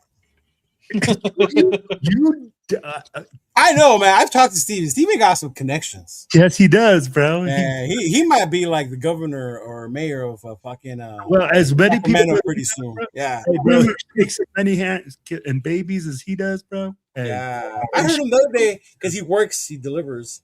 Yeah, and, I don't want to say what he does, but he was delivering, and you just hear him. People know him, like, "Hey, how are you?" Like, so like, man, everybody fucking knows you in Sacramento. Yeah, but shout out to Steven. Yeah, man, it looks like it's gonna be a cool event up there with the low riders. Yep. Low ride. But hey, Jeff, so let me ask you real quick because you're handling New York and New England this year, right? I'm only dealing with the Saturday night party in New York. I'm not doing any of the other stuff. Tailgates on JT and the Black, his chapter, and Mike from Raw he's working on something for Friday night. But he's doing that from a distance, though, right? Or is that for New York? No, he's doing it for the New York game. Oh, okay. He'll be there. Him and Ma are coming up. Yeah, I know for New York they're going, but I'm saying for New England they're still they're looking to be a Rosarito. Yeah, because he already committed to that date on the calendar. Just didn't know what game it was until the schedule came out. So he let me know like the next day that I'm not going to be doing it. And that's only because I reached out to him because I saw the Papas and Bear thing come up. I'm like, dude, I thought you were coming to New England. And then he explained it to him. Like, all right, I get it. Yeah. I was like, he's just gonna bail on me like that. Yeah. I know. I have the same monster fridge that Max does on his show. Go ahead, Will. What were you gonna say? So my question for you was this, man. What are you most excited about? Getting my hookers from the Bellagio, apparently. I can't hear you, Leo. Shut up. I know that you're. That's what I'm most excited for. I'm dead. Sorry. It's a wrap on that. Oh, man. Oh my gosh, bro. Go ahead, Will. It's a wrap. Let's just get out of here. Oh, shit. Viva los Raiders. Bro, that was so random. Get all your hookers from the Bellagio. Crazy. Not even hookers. No, right. I knew what it meant, though. Sometimes they spot it that way so they don't get hit in the chat, right? For certain words. Yeah. High class ass. Yeah. For real, man. Oh my gosh. Well, you gonna try again or no? It's a wrap, bro. We're just good. No, I think he was gonna ask you, what are you most excited about for the New York weekend? Or for the weekends, but with hookers and cocaine, who knows now? Oh my god. I mean, in all honesty, out of all the games, obviously the home opener is the one for me. That's why I put so much emphasis on nailing down everything for the Patriots game and the Jets game, so I can just go and enjoy week 1 and week 2, and just because I'll come home and everything's already done. The only thing that we got to do for New England is just get the food that we're going to have at the tailgate, and that'll be that week. So I'm not even worried about that stuff. You know, that's minor now. You know, everything else is set in stone, dates, times, boom, done. You know, now it's just a matter of starting to promote it a little bit more. I've just been so hung up with getting some other shit done too. So I know I see all your gear, bro. Look at all that fresh gear. It's almost like Cheetos jerseys. Hey, make sure you guys stop by Cheetos store. You know, get you a jersey or two. Bro, having a job. Shameless plug. I don't have time to do that shit right now, but yeah. Thank you, appreciate it. Yeah, but yeah, Paul, I'm planning on going to LA for week 2. I'm trying to work a deal with Afakasi where, you know, he wants to stay an extra day or so in Vegas if he gets out there for week 1. I told him, I said, I'll stay an extra day. I'm already going to be there on Monday anyway. I'm staying overnight Sunday night. I said, I'll pick up another night at the hotel, and if you want to leave on, you know, Tuesday, we'll rent a car. We'll drive to LA. I'll gladly drive. I have no problem. Beautiful drive. It honestly, it is. Trip. Get out of here. No, he just told you it is. It really is. It gets. Yeah. It's pretty underappreciated in my. Yeah. Well, I've already looked at a couple of places we could stop just to kind of, you know, like stretch it out instead of it being like a 4 or 5 hour drive. Just kind of, you know, make a couple of stops here and there. Well, to LA, it's 4 or 5 hours. It just depends on where you're going. Where you're going in LA, yeah. Did Giannis Antetokounmpo really get traded to fucking Miami? To the Heat yesterday. Yes. The Lakers just traded for one of the draft picks by the Knicks that got drafted today. Mm-hmm. Holy smokes, bro. Yeah. The Heat gave up like their whole team. Yeah, Triple J was part of that trade. Yeah. Oh. Yeah. That's crazy. 3 hours is not Vegas to LA, bro. 3 hours is from where I'm at to Vegas. Yeah, I was going to say that. To LA. Yeah. I don't give a fuck how fast you are. LA traffic's going to say no. Mm-hmm. Literally. Right? Yeah, so 3 hours the fuck out of here to LA. Nah, dude, you're crazy. I live in Pomona. It takes me an hour to get to LA. Yeah. Say that name again, Will. That's I can't even say it, bro. Antetokounmpo or Antetokounmpo. I just call him Giannis, bro. Yeah. That's not even right either. Yeah. Ain't no one hate, bro. Just say don't be spitting out falsies. It don't take 3 hours to get to LA. Yeah. Well, we're going to get out of here. I'll be back on Friday night with my No Huddle show, bringing you all the up-to-date NFL news. Again, we thank everybody for being here tonight with us. Don't forget the like, the subscribe, the notifications on all 4 channels. You got Silver and Black Radio Podcast. That's Will. I'm 401 Rated Jeff. Next to me is Leo, also known as Chidolinus. Look him up. Make sure if you haven't already. And then LV Rated 10, who is now officially really called LV Rated 10. So I'm glad you settled in Vegas now. We expect full reports every week from you. Damn, full reports? They're not even in practice or anything. I know, right? Doesn't matter. Go dig up news. I don't give a shit. He's going to hear a rumor on like fucking your job is going to be like, Nathan, is that true? Your duty is to sit outside Intermountain Healthcare Center and sit out there with your camera running 24/7 when you're not working. But what we can do, though, now that you're in Vegas, is because what ends up happening, the home opener is the big one, right? That's the big one everyone goes to. Yeah. So then after that, it's just the bigger opponents. So the party's not as big. So what me and 805 started doing was we would do meet and greets the Saturday before. And just have people come to different bars. Like last year, we did that one at I forgot the name of the bar, but we did it there, and then people came through. We had drink specials. So that's the stuff we can do now. We can include you because now that you live there. Yeah. Yeah, that'd be tight. I'm with that. Yeah. Hey, welcome to being world famous Chidolinus, his sidekick. For real. This guy. Bring me along. He's VIP or no. Robin to Leo's. Yeah, Paul, there's a bunch of stuff going on starting Friday. TNBC's having their birthday party for also Saturday, Lorenzo's gonna do his takeover at Hollywood Park. Sunday, like every crew and their mama is gonna have a tailgate at SoFi in the pink lot. So everybody and their mom is gonna have one there. So just show up on Sunday to SoFi, find you a spot, settle down. Some people charge, others don't. I never pay in LA at the tailgates. There's enough of us there. You don't have to.